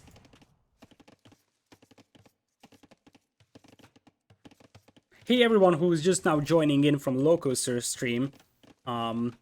Nice to see some people around, and congrats to Locoser for the event. So far it has been really entertaining. This is the first set I'm casting, but I'm happy with that. I like the map pool. Civilization draft works fine as well. Nili actually goes for a bit of a diplomatic mining camp over here. This is actually not a good mining camp for the gold. It's an absolutely horrendous one for the stone. It's sort of the one that's okay for both. So like, this is why I said it's a diplomatic mining camp. And I did mention that Nili's resources are mostly orientated towards the right side, so towers coming in here will definitely be troublesome for him, and you see that he hasn't even clicked up the Feudal Age. So he's just now grabbing Loom, and because there was no Loom just yet, that's one villager down for Nili. Remember, these are still Dark Age Palisades, which means that their HP is also lower, and things are starting to be quite rough here for Nili. Does he have anything to stop this with? Like, his fast castle is just gonna be history here. He's gonna move out to the other stone mine though, and this is actually a good move from him. Because if he actually manages to finish these walls, BacT will not be able to do much. He can tower this area so he can deny these farms, but that's basically everything that BacT can do. And Nili could go up to Feudal and then counter tower it. So this might be enough for Nili, mainly because he could also sell some stone and go up to Castle Age that way. He's got the food to pretty much do it. He's on the way to Feudal Age as the first tower comes in. We will see what Nili has on his mind exactly. He will definitely have to sell some stone to go up to Castle Age, like he's gonna have to sell 200 stone. But he might just go for some counter towers at the beginning. I think that BacT's towering did some damage, but I'm not sure if this is enough damage to knock Nili out of his fast castle build. And one thing is sure, if Nili gets to Castle Age and he still remains on stone, he's gonna work towards a castle and then it's going to be straight Rattan Archers. Nili also grabs Bidax and Horse Color. Obviously it helps a lot that with Vietnamese you don't have to spend a lot of wood on that. And it looks like Nili is going to stay in Feudal. So, going to be Barracks, and I assume he's gonna mix in some archers. So make a market, sell some stone, and make a couple of archers deal with the Men-at-Arms could be part of the plan. By the way, speaking of BacT, he does see the stone mine over here. So he should technically be able to notice that Nili is on stone. For now, he doesn't check it. He sees the first tower from Nili. After the first tower, if he sees the second tower, he should know that Nili is on stone. And I think this is the moment where he's going to start thinking about, what if Nili is on stone? Nili is going to have to react to this one, and he needs a defensive tower on this stone ASAP. Because losing that stone could mean losing the game for Nili here, as there is an archer range coming in. Nili is actually going to stonewall this one, but this will simply just tell BacT that, hey, I'm here. In the moment BacT sees those stone walls, he knows exactly that Nili is there. And I would assume that these Men-at-Arms will soon switch focus, try to bash through these walls, and start to hit the stone mine. Still, the tower is up here for Nili. This tower is partially walled in, but not entirely. So if these Men-at-Arms from BacT leave, Nili can just rush this tower down with 2 wheels from this side. Forward archer range coming in here for BacT. Nili still has a decent amount of food in the bank, and the fact that he could grab the eco upgrades definitely helps quite a bit. Eco upgrades are also in for BacT, and the defensive tower is gonna come up for Nili. Looks like he's gonna commit a huge amount of wheels on stone, I like that. He could easily just mine stone, sell that on the market for the gold he needs to get a couple of archers out, because the skirmishers won't do much against the Men-at-Arms. Eventually they will kill them, but you see that they do 1 damage per hit, so it takes forever for them to do so. But nonetheless, I think we're getting closer and closer to a straight Rattan Archers play from Nili. And the thing is that Nili's eco isn't that bad either. Still, despite the fact that the TC idle times are very, very close, that's a troublesome for Nili. Matams run past the TC, but looks like Nili is gonna react in time. And BacT doesn't notice the opportunity to just run towards that wood line, so he's gonna lose the man-at-arms. Something that's really problematic for BacT right now, because with no man-at-arms, the Vils can just move out and rush down these towers. Tower versus counter tower coming in here. Nili should have no trouble taking this tower down from the opponent. He's always got more Vils to repair and garrison, as now indeed Nili is just gonna pull the Vils to take that down. BacT tries to wall that in, and he will be successful doing so, but Nili still finds an angle, so it's very likely that this tower is going down here from BacT. Meanwhile, behind this one, BacT is getting close to clicking up to Castle Age though, and don't sleep on BacT. With the fast melee uptime, that could be a devastating blow to Nili if BacT beats him to Castle Age by a massive margin. Because with such a forward position, this could easily turn into forward Siege Workshop play. BacT will actually stonewall in Nili's stone mine over there to prevent Nili from accessing the other one. Still, this tower is about to go down from BacT, I believe, unless Nili doesn't focus down the Vils. But with 2 towers versus 1, both towers pretty much fully garrisoned if those skirms actually jump into that tower. This tower is not staying up here for BacT for sure. Nili actually misses the opportunity to kill a couple of Vils here though. So that could have been slightly better for him. But as I said, BacT is gonna beat him to Castle Age. Not by much, but I would say a minute or so at minimum. Nili is going to sell some resources to be able to click up. In exchange, you see that BacT won't even have to do that, although it will definitely help his uptime. If BacT had a market faster, he would be already up to Castle Age. Like, he's floating 600 gold right now. Nili is going to find a different gold mine over here, goes for a defensive tower, as he's about to click up. But this is where the faster uptime of melee will come in clutch. And Nili, it looks like he's just gonna rush that tower down. Now, BacT is in danger of losing a couple of Vils here, which is far from ideal. 2 of those Vils are very, very low HP. And Nili is just now going up. So, at the end of the day, it's a 120 difference in terms of Castle Age timing. In terms of these skirms, Nili also has fletching, so those are slightly stronger. But BacT is able to save his Vils, and that's what matters. A forward stable coming in here, so we might be inching closer and closer to an elephant play from the melee player. Keep in mind that Nili still doesn't have control over his primary stone and his primary gold. Something that Nili is gonna have to deal with. And he doesn't have stone for defensive castle. If we get to 650 stone for Nili, then he's gonna drop a castle here and clean this one up. That's not even a question. But that's not going to be anytime soon. He's getting stone mining, but he needs like 3 more Vils on stone to grab a castle upon reaching Castle Age. And BacT is up, and it's gonna be the famous and well-renowned melee knight, known for even lacking +2 defense. So that's not going to be a very, very good long-term solution, but short-term it's absolutely viable. It's only a couple of skirms, and all you have to do is just put pressure on a gold mine. There's a couple of spearmen here, but the spearmen will just die to the skirms of BacT. And things are getting a little bit more troublesome for Nili. He's gonna have to make a second barracks here to pump out a couple of spearmen. And indeed, here come the spearmen from one barracks and the second one as well. Nili, bit of a market abuse, I should say, and that is going to be a castle. But the castle isn't going up over here, the castle is going up here to protect his current gold mine and stone mine. Quick walls are coming in, and they will be successful. There is still quite a lot of villagers exposed, but I don't think that BacT has the chance to stop this castle. Once again, quick walls from Nili, and that castle is going up. That is going up now. Here's BacT with a couple of archers. I'm not sure what exactly he has on his mind with these, because it's not like he's ever getting through these walls. But there's a bunch of archers here for BacT. I don't think these will accomplish much on this side, as we'll have Rattan archers on the way for Nili. Battering rams coming in for BacT though. So with a good ram push, like let's say 10 knights and 4 rams, he could potentially try pushing down this castle. For now, it's going to be mangonels against the Rattans.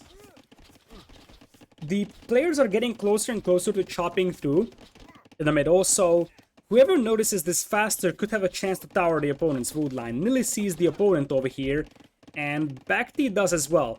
So either of these players have their chance to drop a tower. Nili is the one that does it faster. So it looks like BacT sent a couple of wheels away from his wood line, so he may have spotted that tower. Although it is probably just for a TC, so Nili's gonna get a tower up here, denying the wood line here from BacT. Not a big deal for BacT because he can relocate those lumberjacks, but definitely something annoying for him. Nili's still massing the Rattans right now, as BacT has a couple of monks out, so he might be tempted to pick up a couple of relics. That's an interesting TC. That is definitely an interesting TC from BacT. When I said relocate his wood line, I wasn't specifically thinking about this. That's definitely an intriguing spot for a town center. Anyways, that's going to mean that BacT will be on 3, Nili is going to be on 2 for the time being. Nili also does have wheelbarrow already, well that's just now coming in for BacT, but BacT overall was a way better villager count. So, currently it was 3 villager kills by Nili, just 1 by BacT, and Nili will know about this town center by the way. So that's something that should be kept monitored, and this is the moment where Nili runs out of stone. So Nili's gonna need something to clean this up soon. A siege workshop and a mangonel would be perfectly fine, or even a battering ram. But he needs something to clean this up because he's running out of gold on the left and he has just run out of stone. For now, these Rattan archers are possessing Bodkin arrow, but no ballistics, no defense upgrades whatsoever. And there is a bunch of archers inside this tower here, but that's everything that BacT could accomplish with those archers for the time being. Now, BacT has to be careful, because it's one thing that you just relocate your wood lines. You see that BacT even deleted the lumber camps, because he doesn't want the villagers to accidentally walk here to drop off the resources. So, once he starts chopping deeper, he doesn't want those villas to pathfind to these lumber camps. But just simply deleting lumber camps won't be enough, because Nili will eventually chop through here and just march into your base. Nili is buying himself the stone he needs for a second castle. Where is that coming up? The knights will try to run past the TC here. Uh-oh. Uh-oh. Nili will try to quick gate, but that's just a little too late. The knights have +1 defense, and the thing is that it looks like they're not committing. But if they actually commit here, Nili could lose quite a lot of vills. Quick was coming in just in time though for him, and it looks like he's gonna end up coming off better from this one. Because now the knights are trapped, and they haven't killed a single villager, and they don't really even have the potential to do so now. So, really, the best thing BacT could do is try to pick off like 1 or 2 vills here. But as bad as it looked like for a moment for Nili, this ends up being a really good scenario. All of those knights going down for absolutely no value. And look at Nili, he's even trying to trap those knights remaining there. And the second castle is coming up, that should finish off the tower and then slowly grind down the walls. And this is the moment where Vietnamese will start to grab the advantage over Malay. Rattan archers is not something that Malay have a good answer to. Now, BacT is definitely much closer to imping, that's absolutely right, and he's going to stonewall himself. Plus, his economy is much better as well. So, if you take a look at this, 82 wheels versus 65, he also has heavy plow for himself. So, economy is definitely much better for BacT over here. It looks like Nili is really motivated to take that wall down here, because he needs that gold like ASAP. I could definitely see maybe even a petard working, to be honest. Because it's essential for Nili to access that gold very fast. So, petards to take down these stone walls and access the gold is something that could be really valuable. Because you see that it takes forever for this castle to take down these houses, palisades. You could easily blast a bit of a hole over here so that you can start mining that gold already. Elite skirms coming in for BacT, which will be fine for the time being, but obviously not a long-term solution against Vietnamese. Imperial Age on the way for BacT though, and as things stand, I think Arbalest Siege Ram is the, or not Siege Ram, Arbalest Bombard Cannon is the name of the game for BacT here. Nothing special, you just gotta pop out a couple of Arbs, a couple of Bombard Cannons, and that's not something that Nili is gonna have an answer to anytime soon. Although truth being told, if Nili fixes his unbalanced eco, he should have no trouble clicking up to Imp anytime soon either. The wood price is not bottomed out, so that's far from ideal for him, but he's not super far away from Imperial either. So, Imperial Age soon coming in for Nili. He's behind by 25 vills though, and as things stand, it looks like this chopping operation also slowed down, so Nili is not gonna be through anytime soon either. Botkin arrow on the way for our blue player. Nili sees the crossbows, and this should tell him something. There is absolutely no point for BacT to make crossbows against Rattan Archers unless it's going to be Arbalest soon when Nili is not an imp. So, if Nili looks at these crossbows, he should be able to tell that BacT is up. Because otherwise BacT wouldn't be making Castle Age crossbows against Castle Age Rattans. The only reason for BacT to make crossbows here is if he's confident he's beating Nili to Imperial. So I'm fairly certain that Nili knows that BacT is up. He will now know for sure because he sees BacT being an imp. And Nili only has 10 archers right now. Those are Rattan archers, but it's only 10 of them. He's gonna need 2.5 more minutes to go up into Imperial. And you see the fast chemistry from BacT. He even is going to delay Arbalest in favor of chemistry because he needs bombard cannons above all. So, bombard cannons will be able to take these castles down, and without the castles, Nili doesn't really have an enormous chance here. He could technically play his own Arbs, but that's not as good as using the Rattans. Nili is still massing Rattans on both castles though, as another TC comes up here for him. This is only TC number 3, whereas BacT has been on 3 TCs for a while.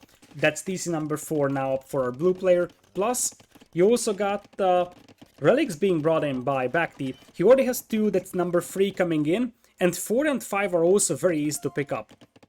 So, currently everything is pointing towards BacT being in a better position. So, it's definitely going to be an uphill battle for Nili over here, especially with this forward position here that could actually just pop out a bunch of units on him anytime. Like, BacT could mass a bunch of bombard cannons in here, wait until Nili moves to the right side and Nili is distracted, and then push that castle with the bombard cannons.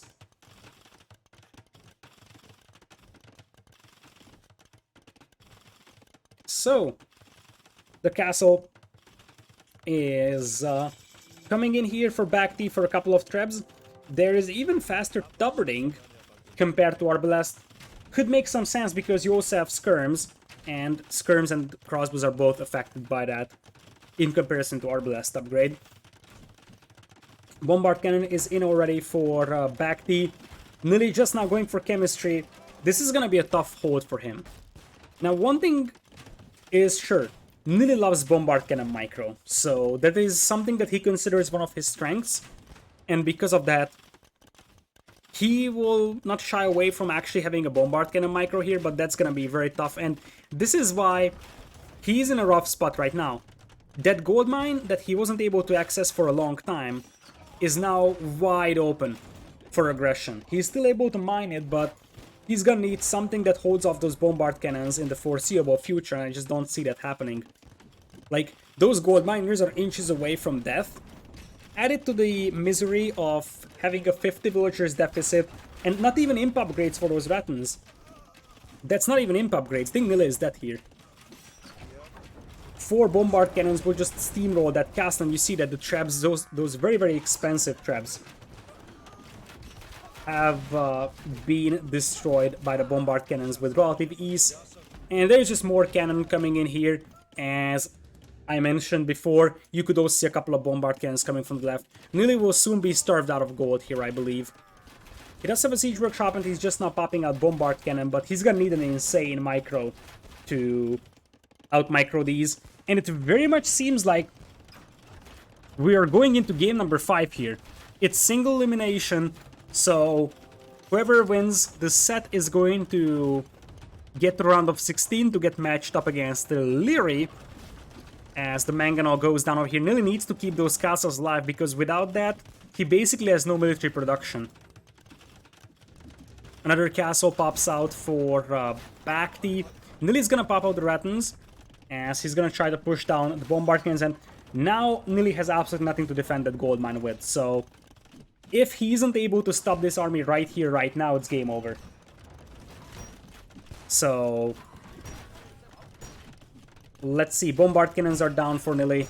It's over. And indeed, it was looking rough for a long time for Nili, but after that castle went down, that put the dot on top of the I. And with that, 2 wins straight for Nili at the beginning, very, very convincing games.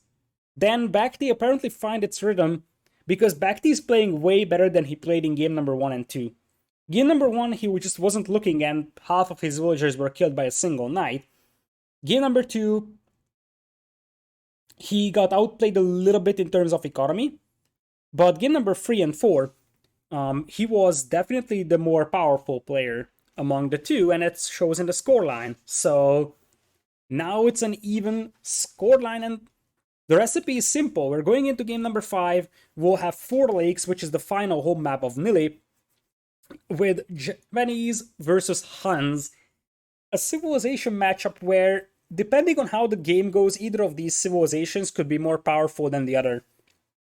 If we have a lot of fighting for the pawns, then Japanese is probably better. If we have no water fighting, then probably Huns is the better civilization among the two. So let's jump back into the lobby over here.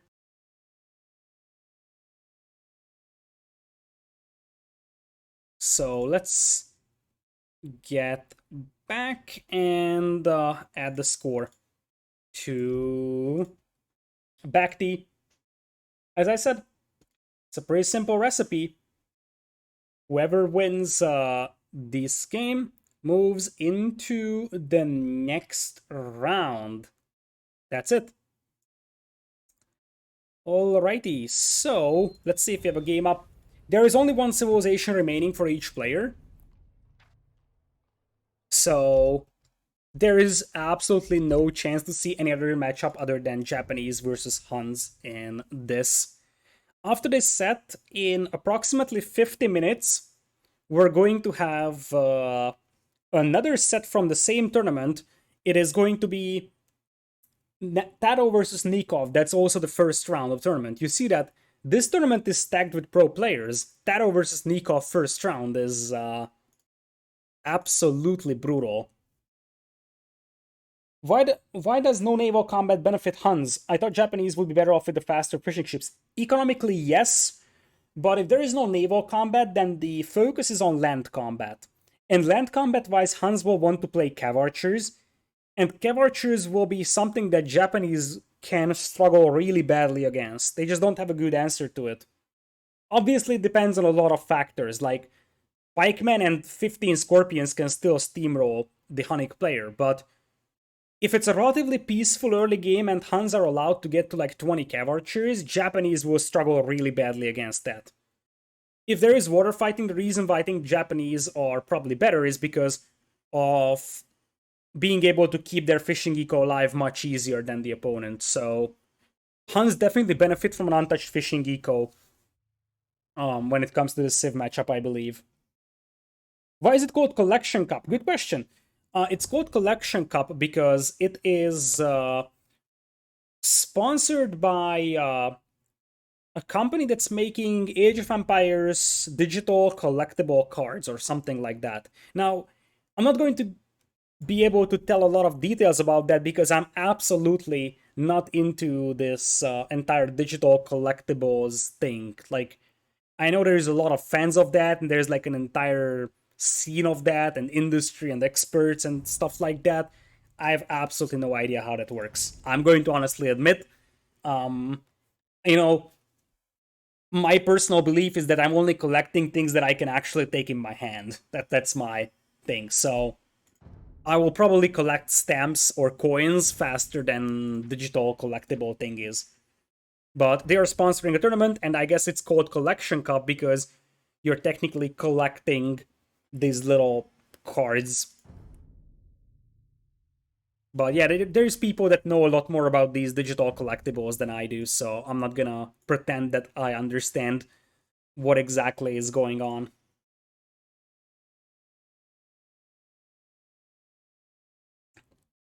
All right, they're setting up the next game right now, and we should be able to jump into the next game in a matter of moments.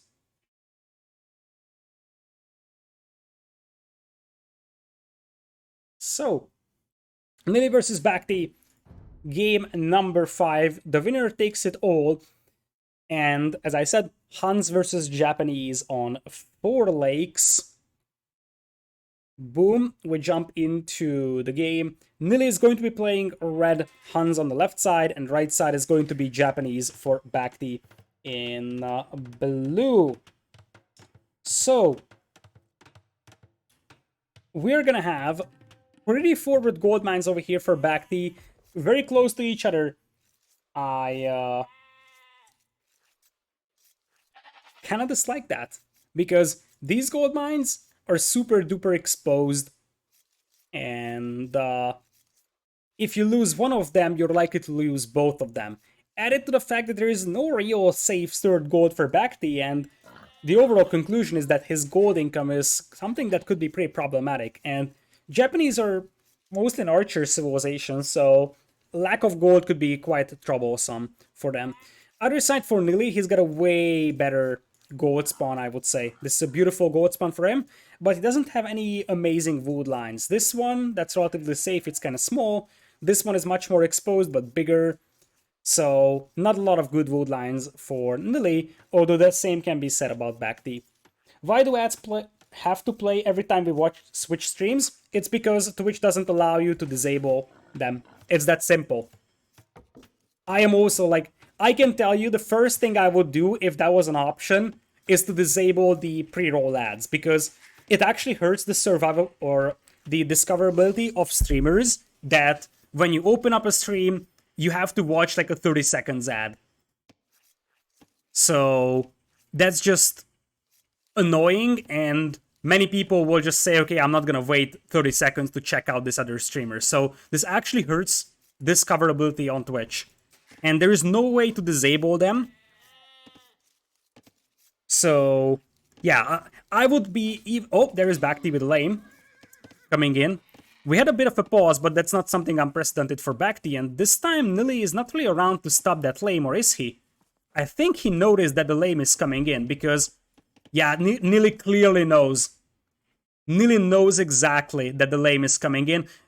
He misjudged the angle first a little bit, but this is gonna be a very, very tough lame to pull off for BacT.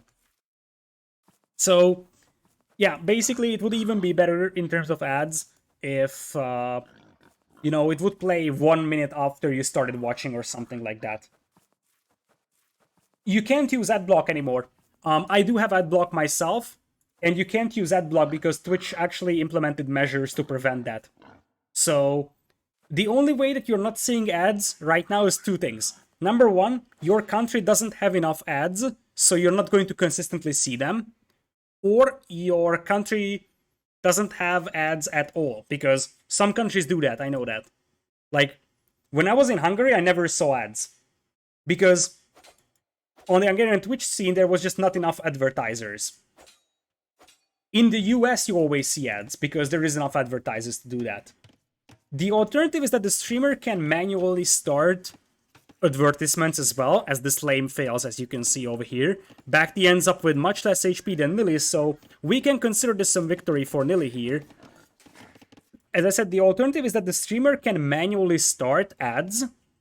So, and I think if you start a 1 minute ad break, then it disables the pre-roll ads for like 30 minutes or so.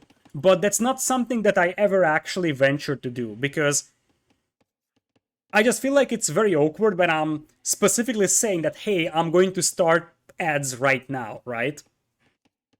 Like, when someone is watching your stream, all they're going to see from that is that I'm someone greedy because I'm starting ads. But reality is that I would do that to avoid pre-roll ads for people that would open the stream. So there is no good solution.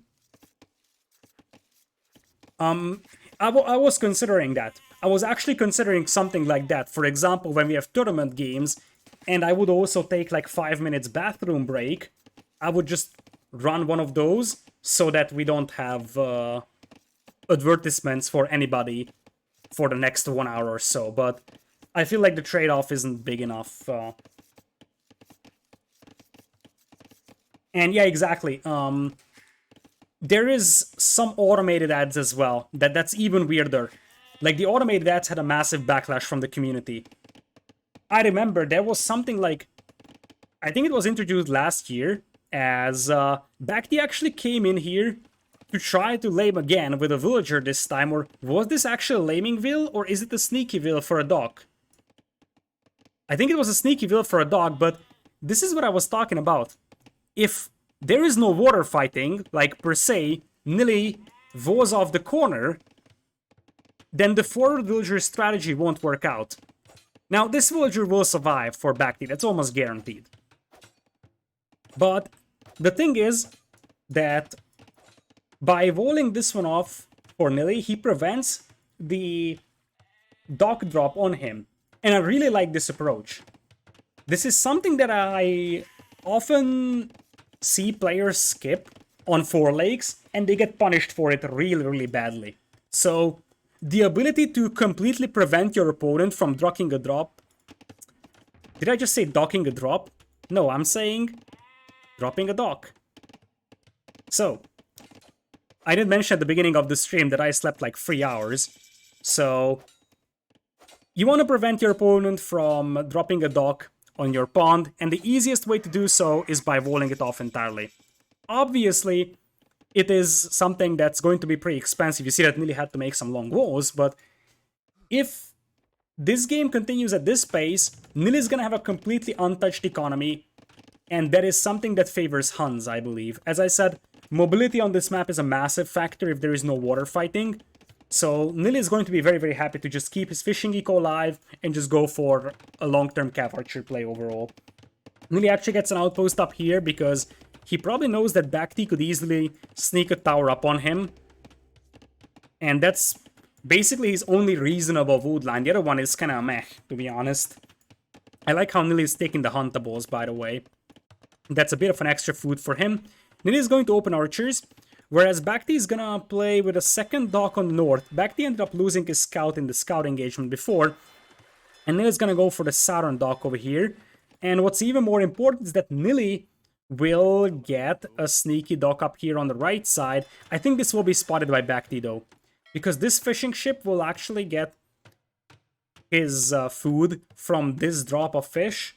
And when it comes back, it's going to see the dock. But by the time it sees the dock is gonna go up. So Nili will have the chance to pressure BacT's fishing economy.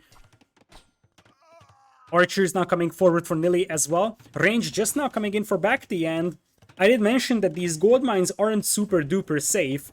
They will be alright for the time being, as Nili is going to end up losing his scout as well. There's a hole here. And I think Nili may have spotted that, because the scout was pathfinding that way. And there's definitely a hole there. Now BacT knows, and if only one archer gets in here, that could already be a disaster for BacT. Like, that's going to be so annoying to deal with. Even if you have your own range, you're going to have to constantly chase it. It looks like Nili is going to end up dealing with the spearman first, and this gives a window for BacT to wall this one off. Still, look at the walls that Nili is doing. He, like, walled off 25% of the map over here. Pops out a galley to prevent the dock drop here. I really like the way Nili is playing this one. He's playing this one really safe. BacT will now realize that there's a dock on his own pond. Wait a second, he doesn't see it. And he has to send the villager. I think... Oh my goodness.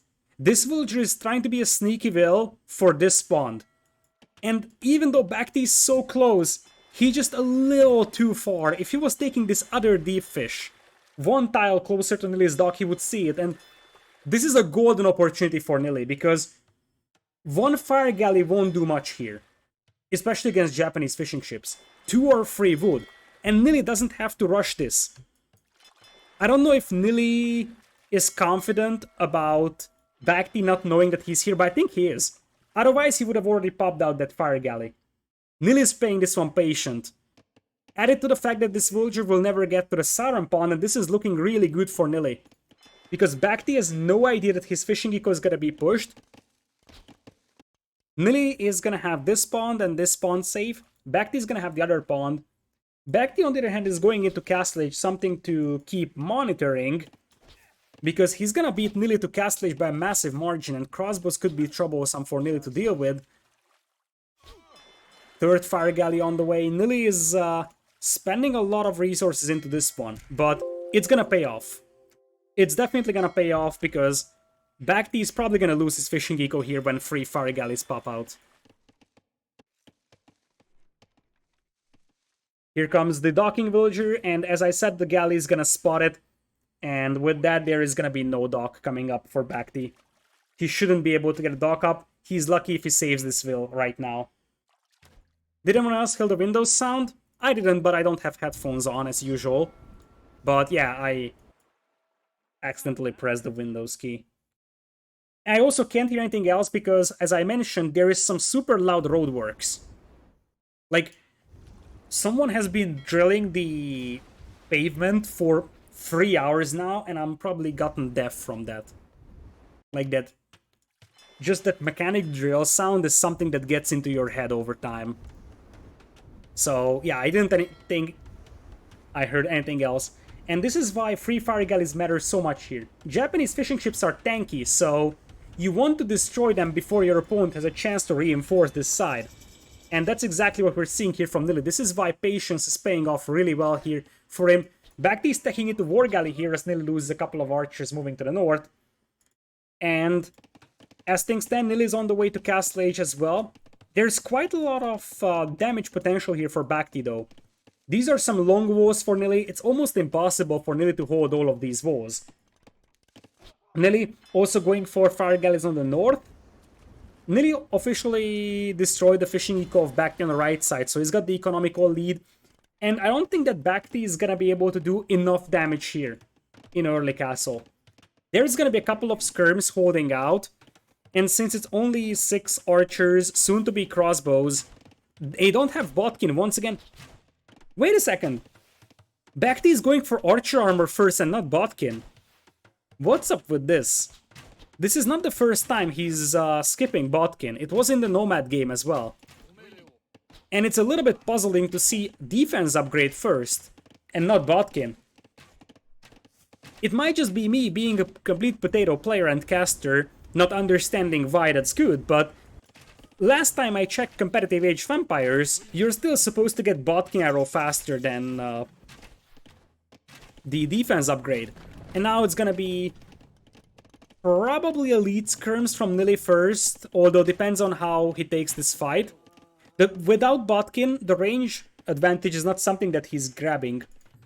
So when Nili gets Botkin, he's gonna have the same range as those crossbows, and I swear, might be wrong hotkey for BacT or something.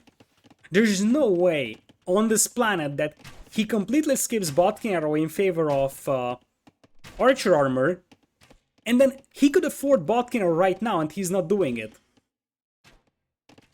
BacT just refuses to go for Botkin arrow. And that's gonna hurt really badly. There is gonna be no elite skirm just now for Nili. And here come the Cav Archers. Behind this one, Nili is steamrolling BacT on the north pond, and as good as game number 3 and 4 was from BacT, this is a disaster. Now the Knights pop out, and because there is no Botkin on those crossbows, they don't have an amazing damage output against the Knights. The Knight could easily snap down the Mangonel, and now we do have Bloodlines coming in as well for the Cav Archers. The CA already have +2/+2, a beautiful Mangonel shot comes in from BacT, and this hill will still be pretty hard to push for Nili. Vodkin Arrow, Pause Champ, Mod Check, all the other emotes.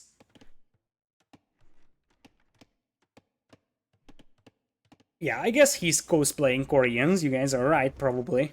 This is not the first time he's doing that. At first I thought he just forgot about that, or maybe even consider it intentional because he doesn't want to get more crossbows out, but there's no way on this planet that you actually skip Botkin but grab +2 defense. And here's the problem for BacT.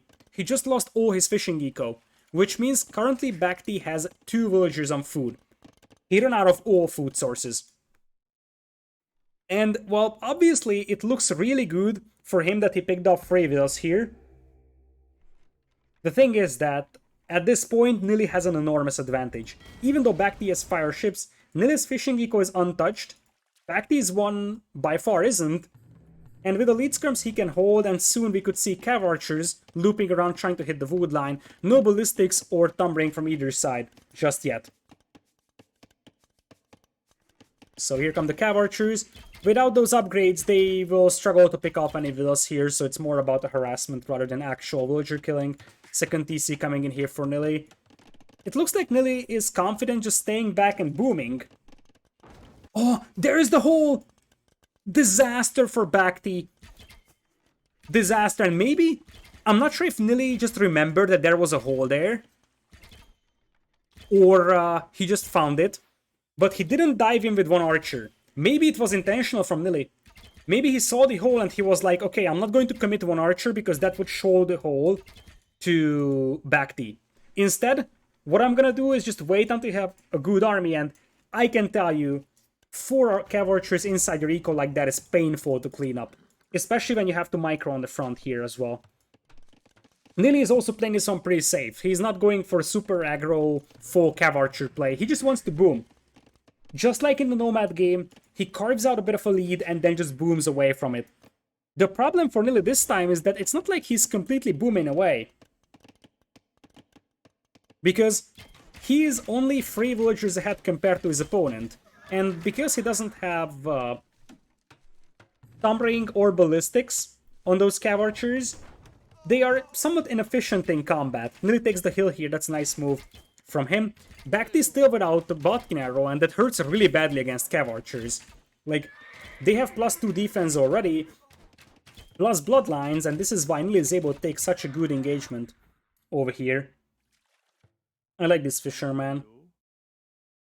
Is this fisherman actually gathering fish from the right-hand side pond or what?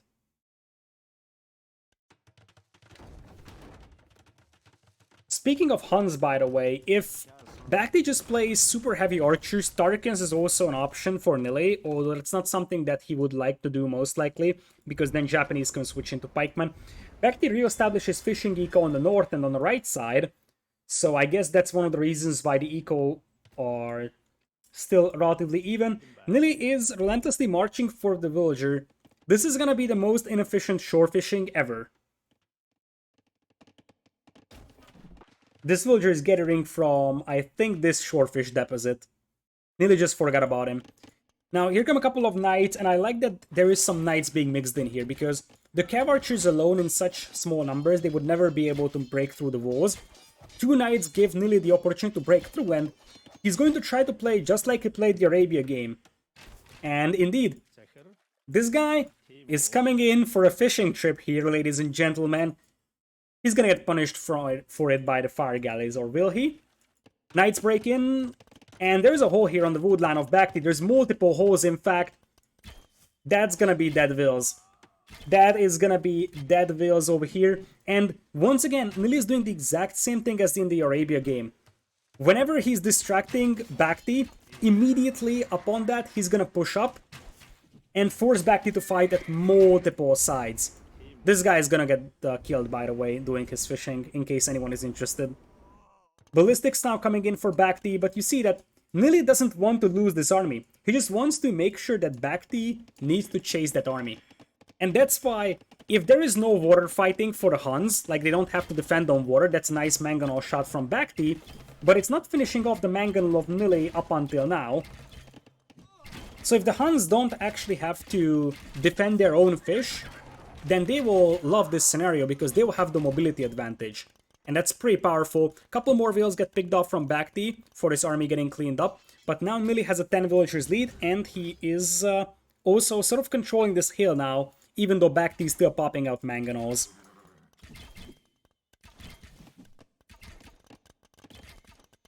He died doing what he loved? That's absolutely true. Fishing trip gone wrong. So, I would love to see Nili having ballistics. Nili missing ballistics is just as tilting as BacT missing BotK arrow for a long time. It looks like BacT realized that something is wrong. He was like, my crossbows are doing a suspiciously low amount of damage. How is that possible? Oh right, maybe I skipped BotK arrow in favor of defense upgrades. So he grabs it, better late than never. But Nili's got knights over here to deny the mangonels from popping out and doing any damage. Mangonels now coming in. And remember that the gold mines for BacT are really exposed here. And behind this one, Nili also has a 10 villagers lead. Indeed, 4 TCs for him, only 2 for BacT. And Nili's food eco is a lot more well developed as well. And when you have such a good food income, that's going to help you beat your opponent to Imperial as well. So, we're gonna have mangonels popping out. That's actually going to be a nice value here for BacT. He takes down one mangonel here with his own mangoes. Now brings in the crossbows as well. It's a very, very tight space to maneuver for BacT, so he's gonna have to be careful with those mangonel dances. Nili's going to take a shot on the stronger mangonel here. I think that was intentional. And well, this was far from super efficient for Nili. In fact, I would borderline call it an absolutely awful fight for him. It's still elite skirms versus crossbows, and he ends up cleaning up the army of BacT here. Why doesn't Nili send a ram to clean up that Pascal Siege Workshop? Probably because a ram is expensive. He could definitely do that. Like, it would take quite a lot of time to get from this Siege Workshop over here, and it would be an expensive move. A mangonel popping out could easily destroy a ram, so I guess Nili was more confident just beating it down slowly with knights, but I'm not saying it's a mistake that he's not adding a ram there to destroy it, but it's also not something that's, like, necessary. So, what is BacT up to? Mass exodus coming to the south, as BacT is gonna have trouble controlling wood here. Because you see that this wood line is pretty much empty and being harassed by cav archers. These wood lines can all be denied by cav archers, and this is why mobility is a massive factor. By the way, this is still an opening here. So, Nili can run into the base of BacT anytime he wants, and he's gonna be able to kill a bunch of vills. BacT tries to push up the hill here, but he wasn't expecting these skirms to hold the top. So I guess those crossbows are going back home over here. Nili has teched into +1 defense. I think it's only for the knights for the time being, as he's not mining stones, so Tarkins is just a distant dream.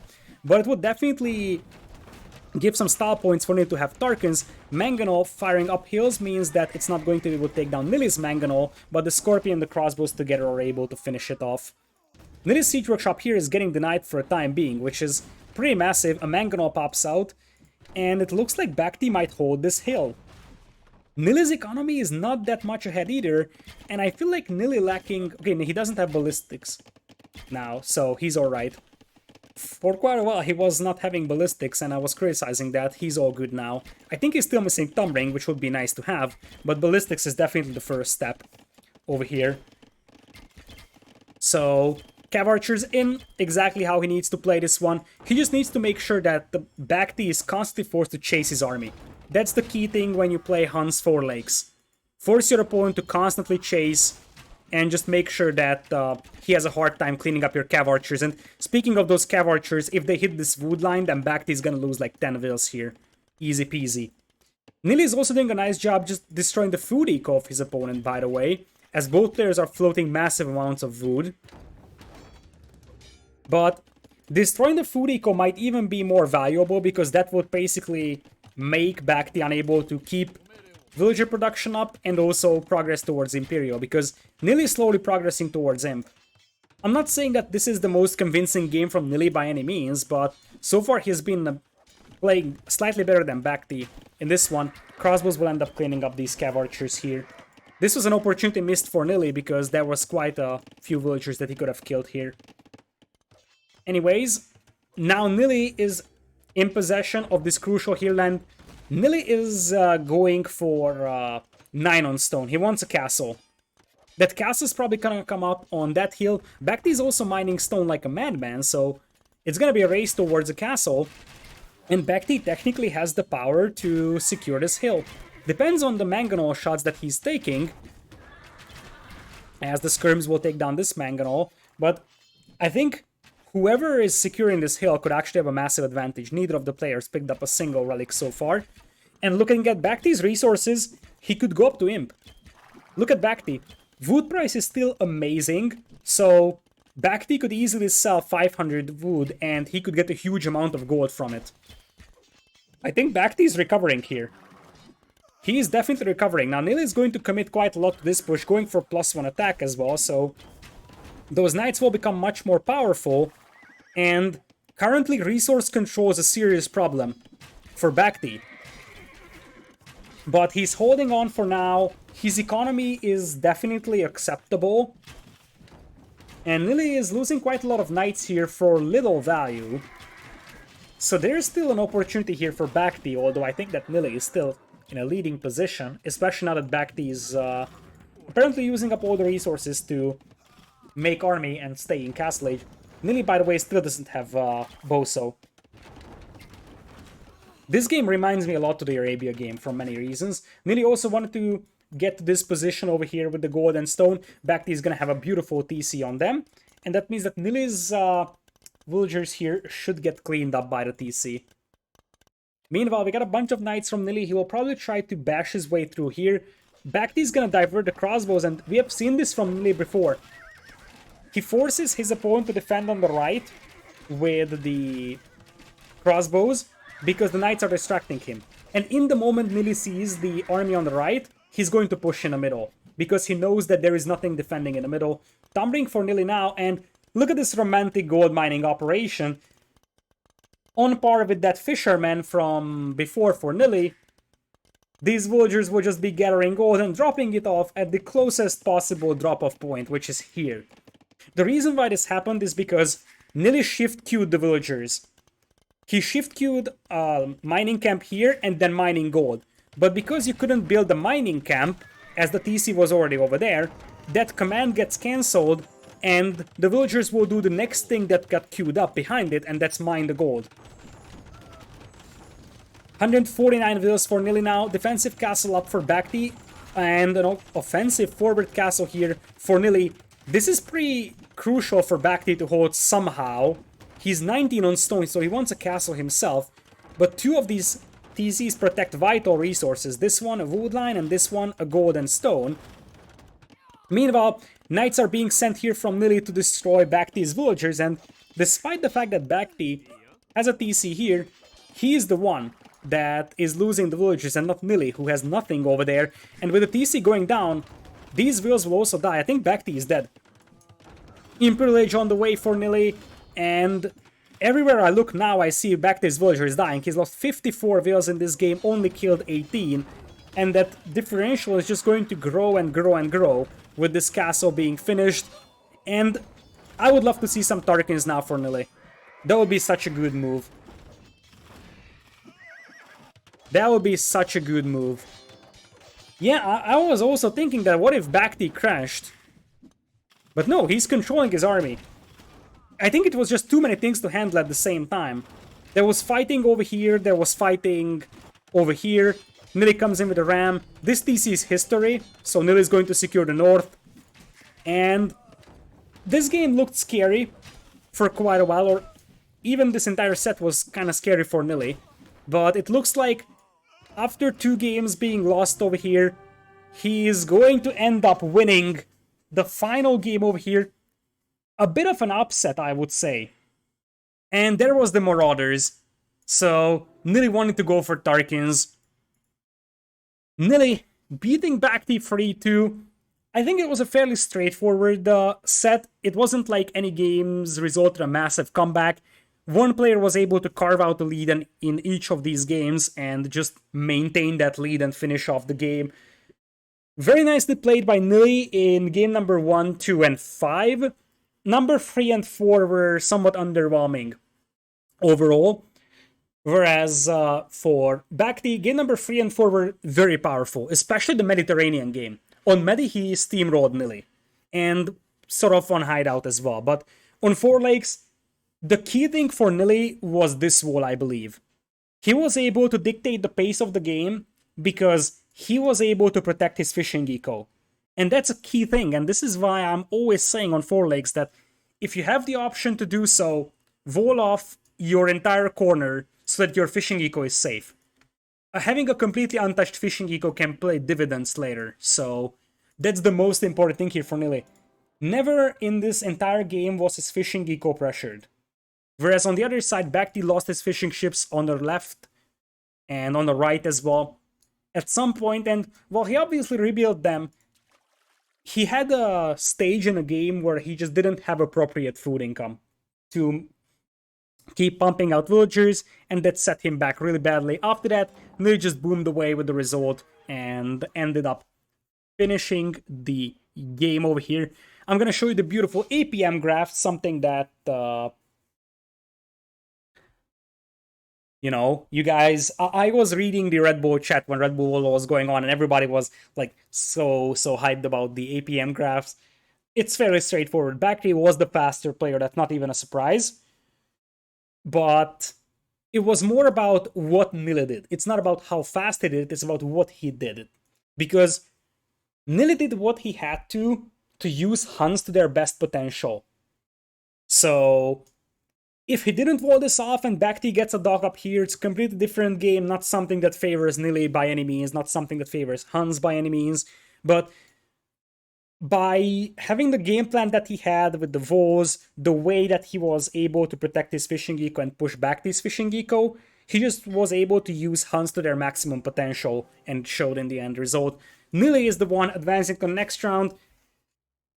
He's gonna be facing an uphill battle, and I think that even has been that has been an over-exaggeration from me, because he's gonna be up against Leary.